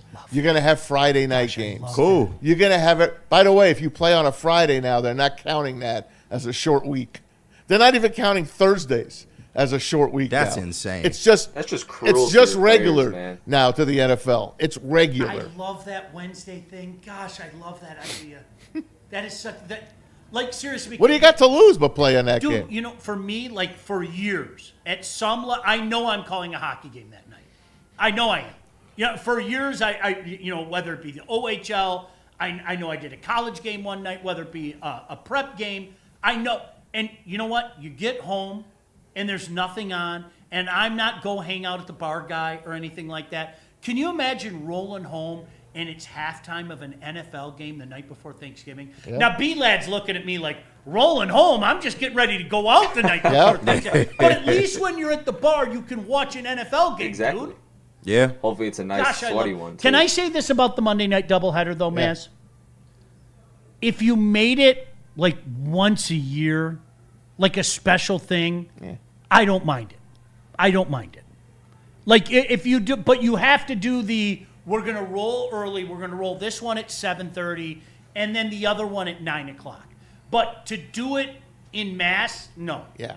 No. I didn't like it at all. You didn't like it at all, huh? No, it's Monday night. Yeah. And I know Monday night ain't when we grew up. Monday night was the be all end all. It was an event. It was when I was a bar manager back in my days. That was the night. We were packed. We had flags all over the place. We had shooter girls walking around giving shots to everybody. You'll never understand. Maz, what was the name of the bar that you managed? Well, no, that's a different one. That's a different one. B-Lad, we were supposed to reapproach that. We were supposed to reapproach that. I'm 23. Okay, so I say that to my son. He's a little bit older than you. I say that to my son, and he just like looks at me like I'm speaking a different language. Yeah. And I was like, I don't think you understand. Monday night was a thing. Yeah, it was a big deal. Like we all went. I can still remember. Gosh, it's Mike if you're watching. It's 35 years. I can still remember. Ground Round was 10-cent wings on Monday night. Wow. Okay, and you got free popcorn, peanuts, and free peanuts in a shell. Peanuts. Wow, must be nice. I'm a kid. And you can throw them on the ground. That was my meal for 2 days. Throw those shells out on the ground. Right? Just fire them right on the ground. Bring back the ground round. We would legitimately every Monday night, and half the time it'd be like KG, who's even playing tonight? I don't know. Okay, cool. What time do you want to be up there? Yeah. Let's get up there around 7:30. Okay, cool. See you there. And it was 9 o'clock at that time. 9 o'clock kickoffs. Yeah. Wow. Are you like people will not? And my kid, like sometimes, because I was that way. My dad, there used to be fires and famine and everything, and I wouldn't believe my dad. My kid kind of looks at me and I'm like, no, Jack, that was like Monday night was full of 21 to 25-year-old dudes acting the fool, getting ready for a Monday night game. That was, Maz, you're 1,000% right. It was fun. It was fun. And it's not happening anymore. It's over. That's too bad. It is. Yeah. It's over. How about Puka Nacua? He got himself in a little trouble on New Year's Eve. Yeah. Wind up biting a woman. Obviously, he's got some issues. He spoke out as well. He's got a big mouth. And now they caught drunk a lot of times. Yeah, he is. And now he is in rehab. Puka Nacua in rehab. I hope he gets help. Yeah, shout out to him for taking that step, though. That's often the hardest step. I think they forced him to, but yeah, I'm glad. Yeah. that he is. Hopefully he adheres to the treatment and rehab or whatever. We did have some breaking news that came through during the show. As you and Spinny would say, Spartan Dog Kirk Cousins is now a Las Vegas Raider. Yep. That doesn't surprise me. That's a good call. Yeah, Well, that tells me they're for sure taking Mendoza, but they Yeah. they see the tape and it's Yeah. not. It don't look good. Yeah. What don't look good? The word is that some of the throws that he's making, at some of these camps or whatever, just it ain't really looking like he should be the number one pick. So you bring in a veteran guy, let him learn, and Jamarcus? then you go. Oh no. But it's a premium of the quarterback. He's still going to go. You can see every red flag everywhere, right? You're a quarterback, they're going to give you the benefit of the doubt. Yeah. By the way, Here we are talking about the guy who will be the number one pick, and people are throwing red flags all over the place on him. And he's still going to go number one. Yeah. And he's still going to go number one. great guy. Seems like Good it. head on his Yeah, shoulders. it really seems like it. I Yeah. believe that he's going to be a very good quarterback. I do. Mendoza? Yeah, I Yeah. do. I know a lot of people crap on him and all, but I worry about his physical tools. I mean, well, Kirk Cignetti got the most out of him. I can tell you that. that's a fact. He came up from a good place. What else? Micah Parsons. He's going to miss the first 3 or 4 games of the season. It's not important because he's not that good Yeah. anyway, so it's not important. So Neil will have his Micah Parsons watch Yeah. rolling here pretty soon. Interceptions forced the whole deal. And some people in the Eagles organization, somebody reached out, and Jordan Schultz got this news. I saw that. This guy, you look at him, and he just looks like he doesn't give a damn. And He I'm talking looks about- just chill. He really does. It looks like he's so high that he don't care. Like Jalen Hurts is a lot of bad stuff about him. We can read some of those things. He's uncoachable. That's one thing, amongst others. He wanted to avoid playing under center. He calls, another time, reluctant to let it rip, particularly against zone coverage. Pushed back on changes that would diversify the scheme. Poor body language, not always bought in. That's the one thing that always gets me. He's aloof. He's alone. No one's around him. He sits on the bench, and it just looks like he's staring into space. And there's other stuff, too, and if his teammates are saying this, I don't know. That's tough. It's not a good look. Do you know the quarterback previous to Jared Goff who took us to the highest levels this franchise has ever seen? Matthew Kramer. Stafford. Eric Kramer. No, I'm talking about Got it. in terms You're right, of progressing. Eric Kramer. You know the Eric Kramer story, right? So many of those things that they just said about Eric Kramer or about Jalen Hurts was Eric Kramer. And the difference was the guys in the huddle loved it. Yeah. Loved it. Wayne, they'd call in a play, and Eric would sit in the huddle and go, F that. And the boys would go like this, and he'd call an audible, and he was basically calling his own plays. Yeah. And the Lions kept winning. Yep. That is a true, documented, true story, where not only 2 guys that played on that team told me that, but when I talked to Eric, Eric goes, oh, yeah. Yeah. He goes, our coaching staff had no clue, so, yeah, I was calling plays. Isn't that something? Yeah, isn't that unbelievable? And until Where's last Detroit, year, D.C.? Where's Detroit, D.C.? I know. Right. Right? And until last year, he was the leading passer still in Chicago Bear history. That's crazy. Wow. Yeah. I don't know if I buy into that stuff. I got to be honest with you. Well, that's maybe one disgruntled teammate that Yeah, don't like him. I don't know, but he, looks.